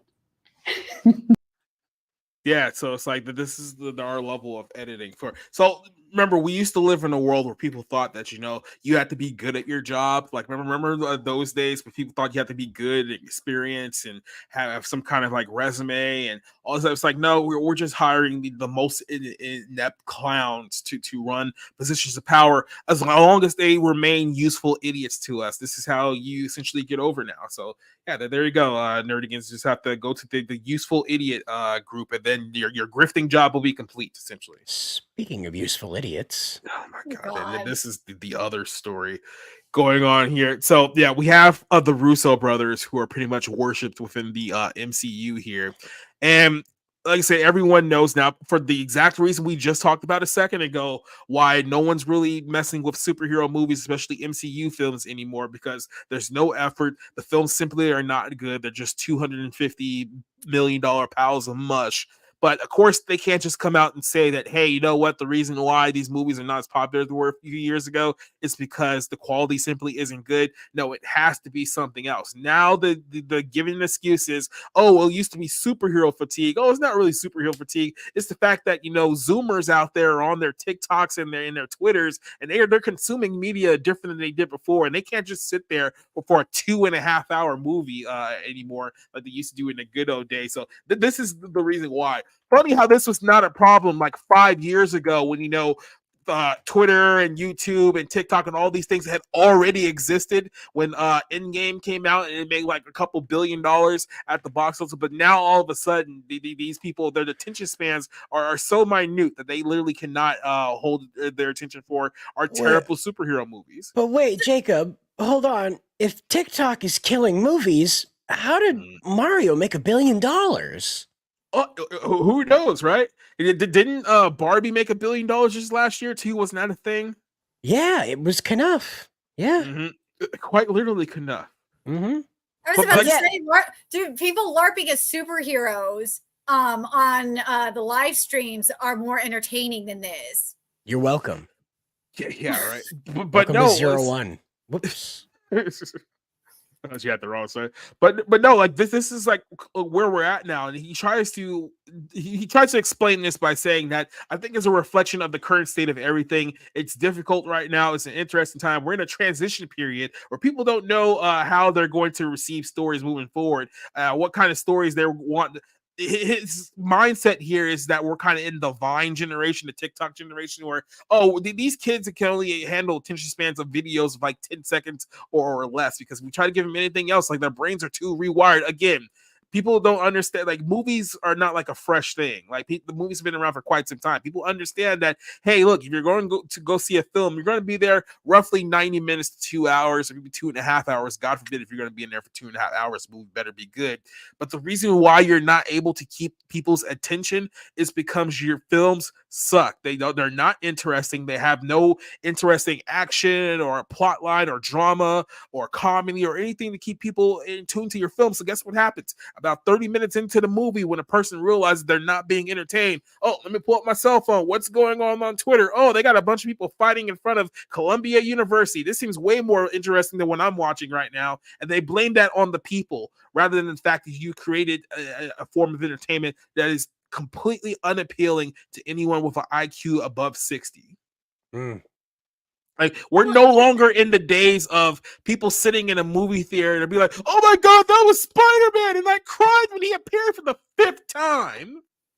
Well, I mean, like, going back to what, because Cider mentioned Ranger Reject earlier. Look at what Ranger Reject does. Ranger Reject is a fresh take on the Sentai genre. It follows a foot soldier who rebels against the Sentai. And what's interesting about it is you find it's much deeper than that. You find out that there's more corruption in this world that I'm not gonna spoil it too much because you gotta read it or watch it now. But well, I go ahead. What were you gonna say? But yeah, you get to see like a different take and a different side of it. I'm gonna just say it this way.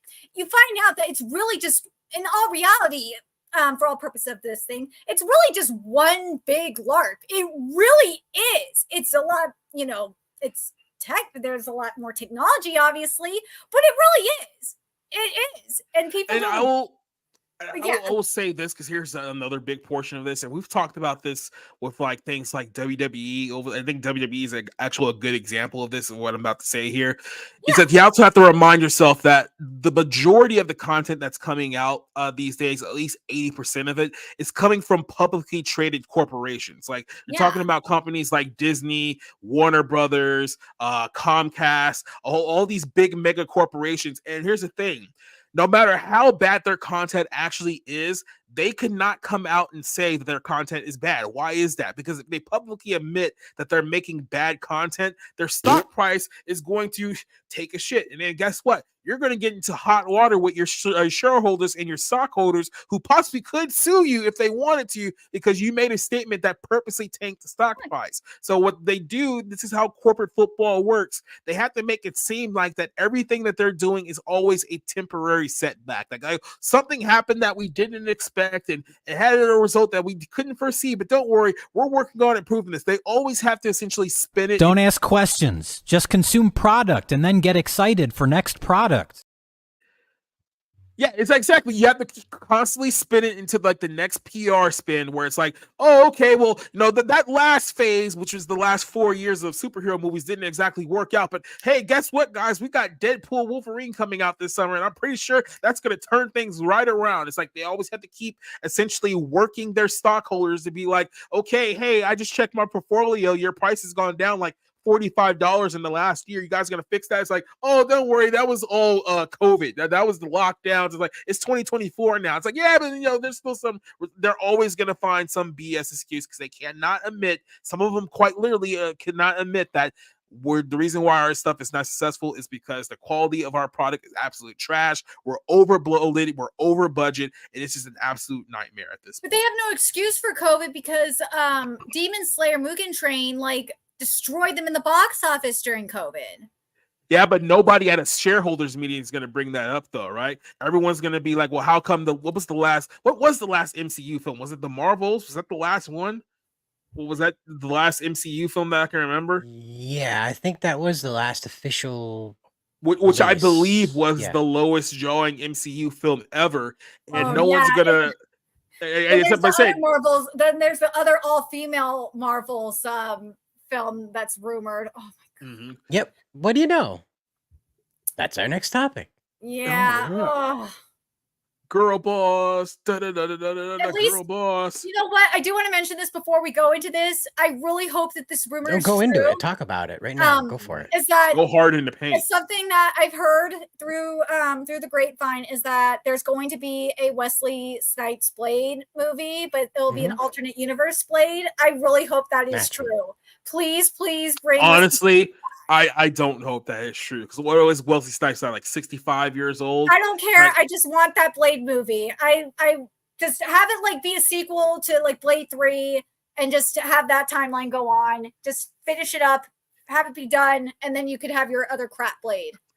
I do think they'll probably bring back Wesley Snipes as Blade because, like I said, it's going to clue into this whole multiverse Secret Wars nonsense. Like I said, every person who's ever been in a Marvel movie at any point in their entire career is going to come back for the Secret Wars movie because this is quite literally the only Hail Mary play they have left. So it's like anyone who's ever in an X-Men movie or a Fantastic Four movie or Blade or even in that cheap knockoff Fantastic Four movie in the 1990s that was done for the sole purpose of regaining the rights to the property, they're going to be back for this Secret Wars thing. Everyone's coming back.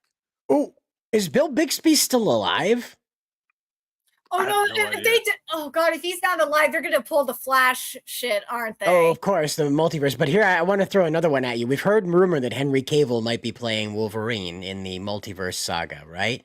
We've heard rumor. So, what if Disney's like, screw it, let's hire everybody who's ever been in a superhero anything? So you got the CW actors, you got anybody you've ever seen with their underwear on the outside in this movie. You know, it's anybody. You might as well just bring in Transformers and the Ninja Turtles too while you're at it. Just everyone who's ever been in everything ever.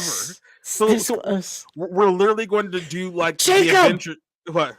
It's the ultimate showdown. Oh my god! Yes.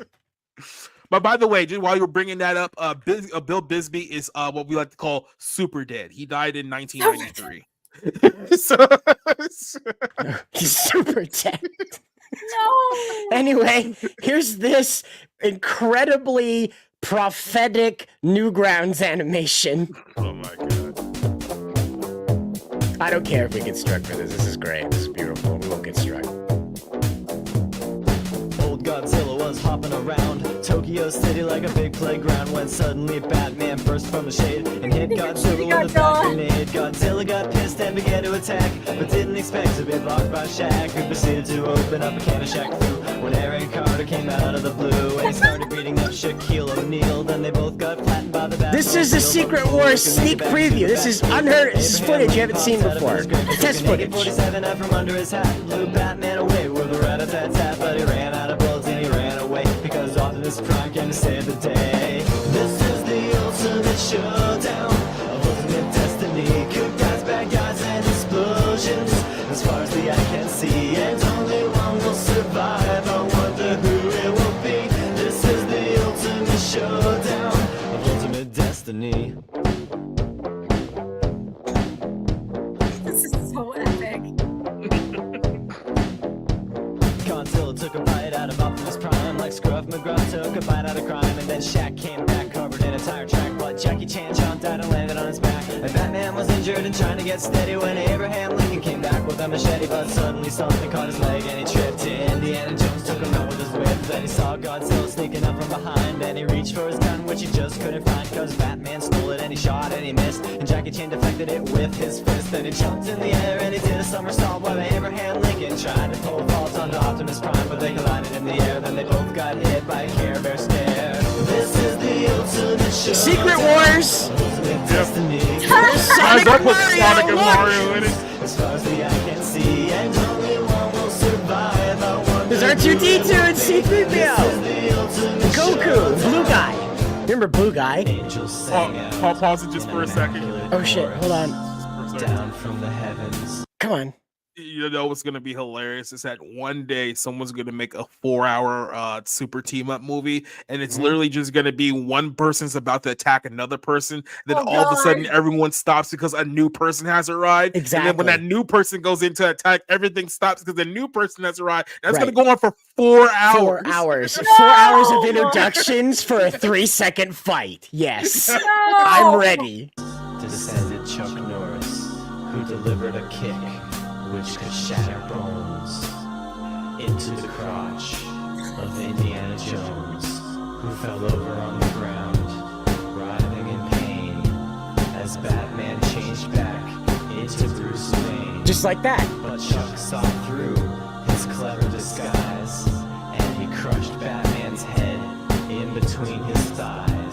Then Gandalf the Grey and Gandalf the White and Monty Python and the Holy Grail's Black Knight and Benito Mussolini and the Blue Meanie and Cowboy Curtis and John B. the Genie, Robocop, the Terminator, Captain Kirk and Darth Vader, Lopan, Superman, every single Power Ranger, Bill S. Preston and Theodore Logan, Spock, the Rock, Doc, oh my God. Power Rangers intros would take like 8 hours by itself. Chuck Norris and his cowboy ass. It was the bloodiest battle that the world ever saw with civilians. It's like classic internet cartoon. Raged on for centuries. Newgrounds. Many lives were claimed, but eventually the champion stood. The rest saw their better. Mr. Rogers in a bloodstained sweater. This is the ultimate showdown.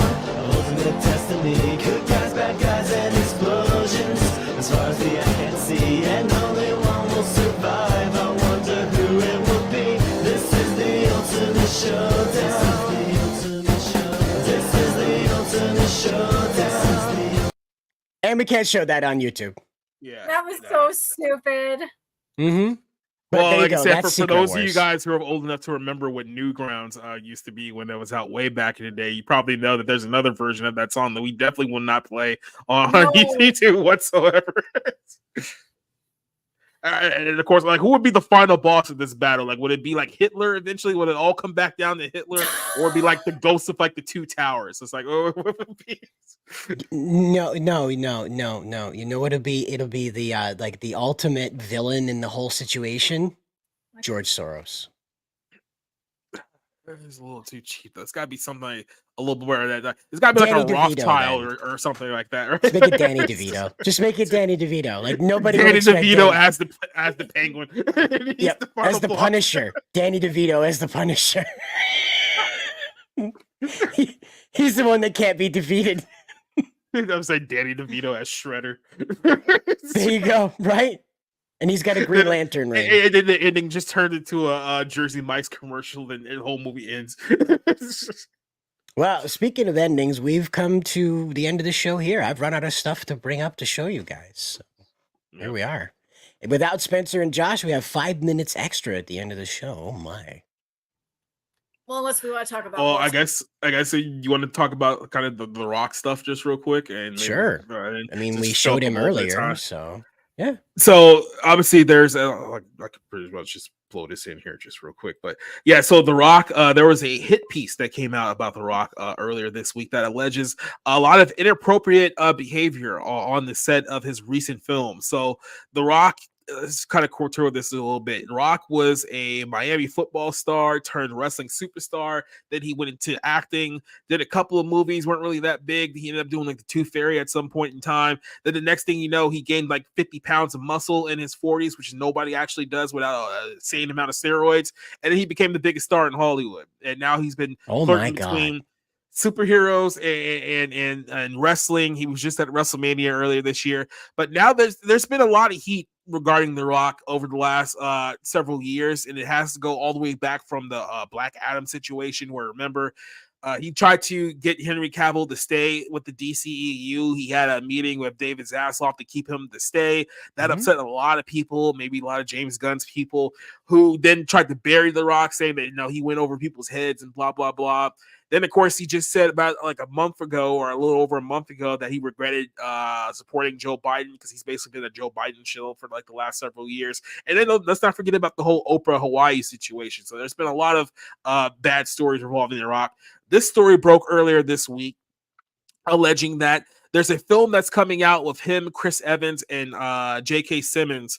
And The Rock's chronic tardiness has essentially ballooned the budget of this film $50 million. This is now a $250 million production movie. And here's the sad part. You know what this movie is about? This movie is essentially a take on Santa Claus, where a giant steroid elf goes up there and tries to save Santa Claus from the clutches of evil. This is now like $250 million film, and it's been blamed that The Rock constantly shows up 8 hours late to his on-set screenings. It's been a chronic problem with him for the last several years because essentially they have to like shoot the movie around The Rock with him not there, and then get as much footage as they possibly can when he actually does show up.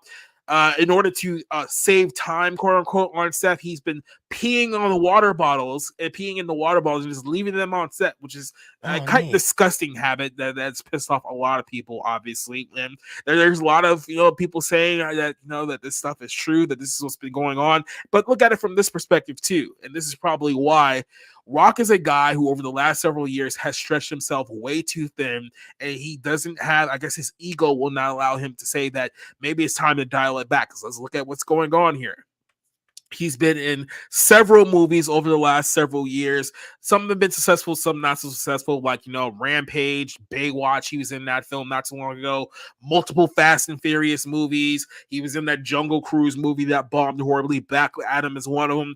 On top of all the movies that he's been doing, which is a lot of them, he's also been producing, that HBO show Ballers that was on a while back ago. He's been producing several other projects outside of that. He's also been going back to WWE consistently over the last couple of years, doing matches for WrestleMania, training for WrestleMania, and he's also working out about 3 hours every single day. So he has to work in a schedule where he's training for 3 hours a day. And on top of that, he's also the face of the XFL and the NFL. So it's like his schedule is so jam-packed. He's literally doing everything all at once, and that he doesn't even have enough time to essentially commit to his own movies, and he's getting paid quite a pretty penny for. I'm pretty sure he's making at least $20 million per film at this point, and he can't even show up to shoot the damn movie. Yep. And now people are getting tired of it. Apparently, he got into a big fight with Ryan Reynolds at the Red Notice film that they were doing because of the same thing. And apparently, it got so heated that they didn't talk to each other for a couple of years. A lot of the scenes they didn't actually finish together, which is why it's kind of shot weird, because Ryan Reynolds is in one shot, and then the next thing you know, The Rock is in another shot, which means that they were never actually on screen together. It's an absolute mess, and people are finally sick and tired of The Rock stuff. People are now calling him out on it. Even Joe Rogan, he was on a Joe Rogan podcast not too long ago. Joe Rogan, I guess he considered him a friend up to a couple of years ago, but when Rogan was being canceled by CNN and all these people saying that, he's going to get people killed, telling him not to take the vaccine and to take ivermectin instead, all of a sudden, Rock was like, I can't support this guy. He's not my friend anymore. And there was a lot of people in the MMA community and the comedian community, if we're being honest, that were very, very pissed off at him. So Rock has made absolutely no friends over the last several years. And now he's getting to a part where a guy who about 10 years ago was probably considered the most likable guy in all of Hollywood is now being rapidly hated all around the world. Like, the only fans he really truly has left at this point are the pro wrestling fans who've been around for 30 years. That's really what it comes down to. So that's The Rock story in a nutshell. But and again, I'm not surprised. He's like you said, he refuses to slow down, and his ego is the other thing. But the one thing that I notice about him is that he's afraid, like you said, he's afraid of slowing down, but he won't admit that he's an old man is the thing. Yes. Like, I know that's what you were implying, but he will not admit that he just did a rap video and he's almost 60, I think. Yeah, he's 51. Now, keep in mind, he's 51 now. And I think he's just wrestled at WrestleMania like roughly a month ago. Right. Like I said, he's 290 pounds to he admitted that he's like 290 now during the training. And it's like, yeah, look, guys don't put on like 50 pounds of muscle in their 50s naturally. Like, if you go back, like, Rock was always like a big guy if you go back to watch him in his early WWF days, but now he has what I like to call Barry Bonds head, which is clearly the result of like years of TRT and like HGH and all the other stuff that he's been doing to keep himself at the level that he is right now. And like I said, just doing the insane stupid stuff of like training for 4 hours every single day, and because he trains so hard, he's constantly drinking water, which requires him to pee in bottles on set constantly. So it's like, how much time are you really saving by just not leaving set and going to a bathroom like a normal person? So weird. What a weird choice indeed. But this is what the Rock has become now. Now he's found himself. I think he's pissed off so many people up to this point. Let's be honest. His drawing power really is in Hollywood, at least. Let's put it that way. His drawing power in Hollywood really isn't enough for people to, I guess, justify a lot of his bad behaviors anymore, because he's not like his movies are making like $1 billion a clip anymore. Like, that's just not happening. Like, he's probably good for about $400 million worldwide, depending on the project at this point in his career. And that's probably even going down now. So all those projects, he's not going to see any money back for it. People are just got to a point like, hey, look, we're tired of this whole charade. We're going to pretend like you're like the nicest guy in Hollywood. Because guess what? People once said that Ellen DeGeneres was the nicest woman in Hollywood for several years. So people found out that was a whole hinking pile of crap. So, gross. The nicest people in Hollywood end up being the nastiest. I mean, yeah, it's because you're only being sold their image. You're not being sold the actual person, and their image is always a complete twisted lie how that person actually is in real life. So, well, there you go. That brings it to a close. As I said earlier, keep your eye on Grummz. I mean, his life being threatened is a big issue. This is something that cannot go uncorrected.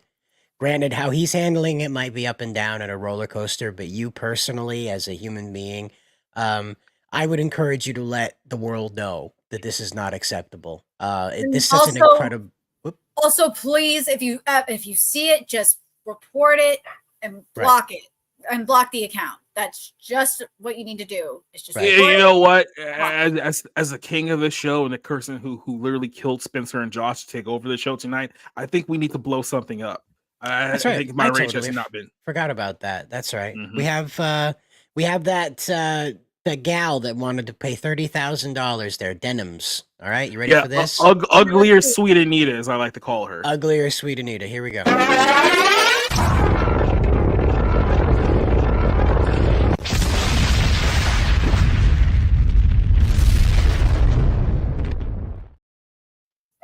I'm sorry. Let me ask you a quick question. I've been out of the lore just a bit over the last week because I missed the show here. Is there a specific reason why our ship looks like Shamu? Did I miss the lore behind this? No, there isn't. No, okay. Well, fair I enough. was trying to figure out what to call this because we were moving from the satellite, the Cancel Blaster satellite. It had been destroyed by Swiftu. This is how season 2 got started. Yeah. So it'll be explained in the episode. Don't worry. I'm working on the footage. So the situation as it unfolded, though, is that the Orca is what we moved to. So I was trying to figure out what to call an orbital kind of thing, because we're space people. We're not from Earth. We're like anime space people. We look and behave like humans, but we're not from Earth. But so this is the kind of situation that I went with, is that the Orbital Reconnaissance and Combat Array. Well, it spells Orca. Okay, cool. Giant whale in space, giant mecha whale in space, and we all live aboard it. And it has a giant laser that shoots out of its face, and it's full of little starfighters that go all over the galaxy and blow up stuff. So, okay then.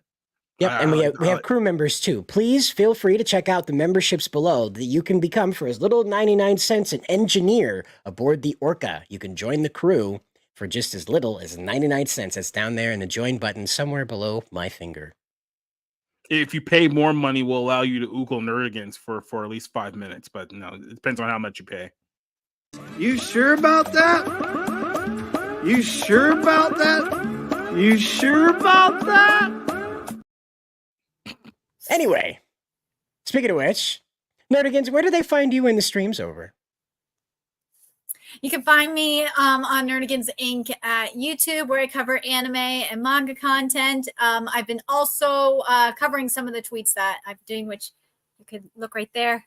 Hopefully, right there. That is my Twitter handle, and which I've been covering a lot of the fuckery that has been happening and exposing a lot of the racist and sexist video game journalists and developers. And man, prior to this stream, actually, I found a very, very racist journalist.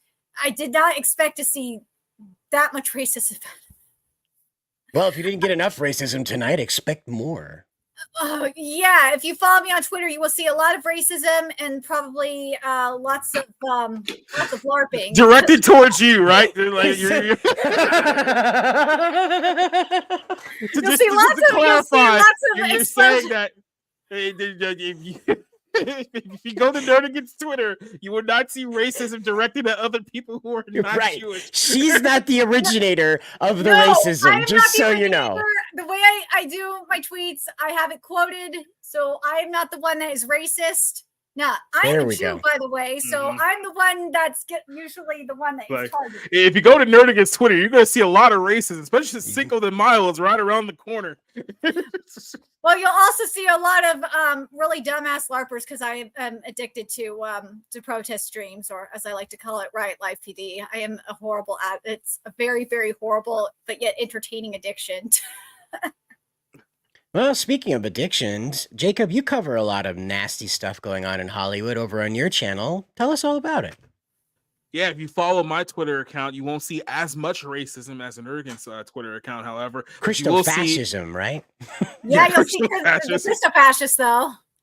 Yeah, that's true. I get into fights with those people. By the way, I had a 30-minute argument yesterday with Bryson Gray, who I like to call a raging heretic, who we had a little back and forth until he eventually kicked me off the stream because I was making too much sense with my point. But I recorded it. So I guess that's a little preview for the Bible Lens that's coming out this Sunday. Every Sunday night on 7 p.m. we do that show. 2 of our last 4 episodes have surpassed 1,000 views and have definitely blown up in a positive light. So I'll put that one over. There's definitely going to be a review tomorrow. It should be submitted tomorrow about the Fall Guy. Spoiler alert. What a surprise. Considering that you have Beavis and Butthead on the red carpet. Yeah, if only they were in the movie, I probably would have been entertaining, but it wasn't. So we got that coming up. Bar Room is every Tuesday night. I know we're coming up on episode 100. I just haven't decided what I'm actually going to do for episode 100. So yeah, we'll figure that out as well. So join me over at Society Reviews on the YouTube, on the Rumbles, and on the Twitches, I guess. And then I'll have more stuff for you at Bounding into Comics as well. One last little note here. Yes, I am aware that the review that I put on the YouTube channel is different than the review of the movie that is on our website. Spoiler alert, it was not written by me. So that's okay. The people like to yell at me about something like, oh, well, you said on the thing that the movie sucked, but on the video, it's like, yeah, that wasn't my review. What a surprise. Shocking. Right?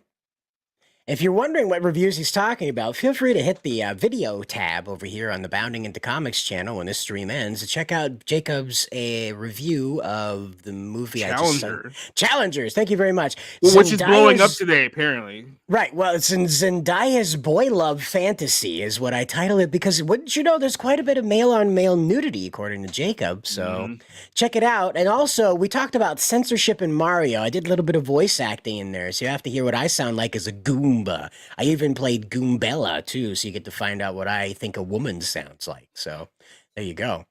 And as always, though, feel free to hit like and subscribe right now, right here, and hit that bell because we go live around here. There'll be more 01 content. You find out what's going on the Bridge of the Orca next week, and the crew's going to fight Lady Gaga, who turns into a giant space tentacle monster. So brace yourselves for that. A Japanese space tentacle monster?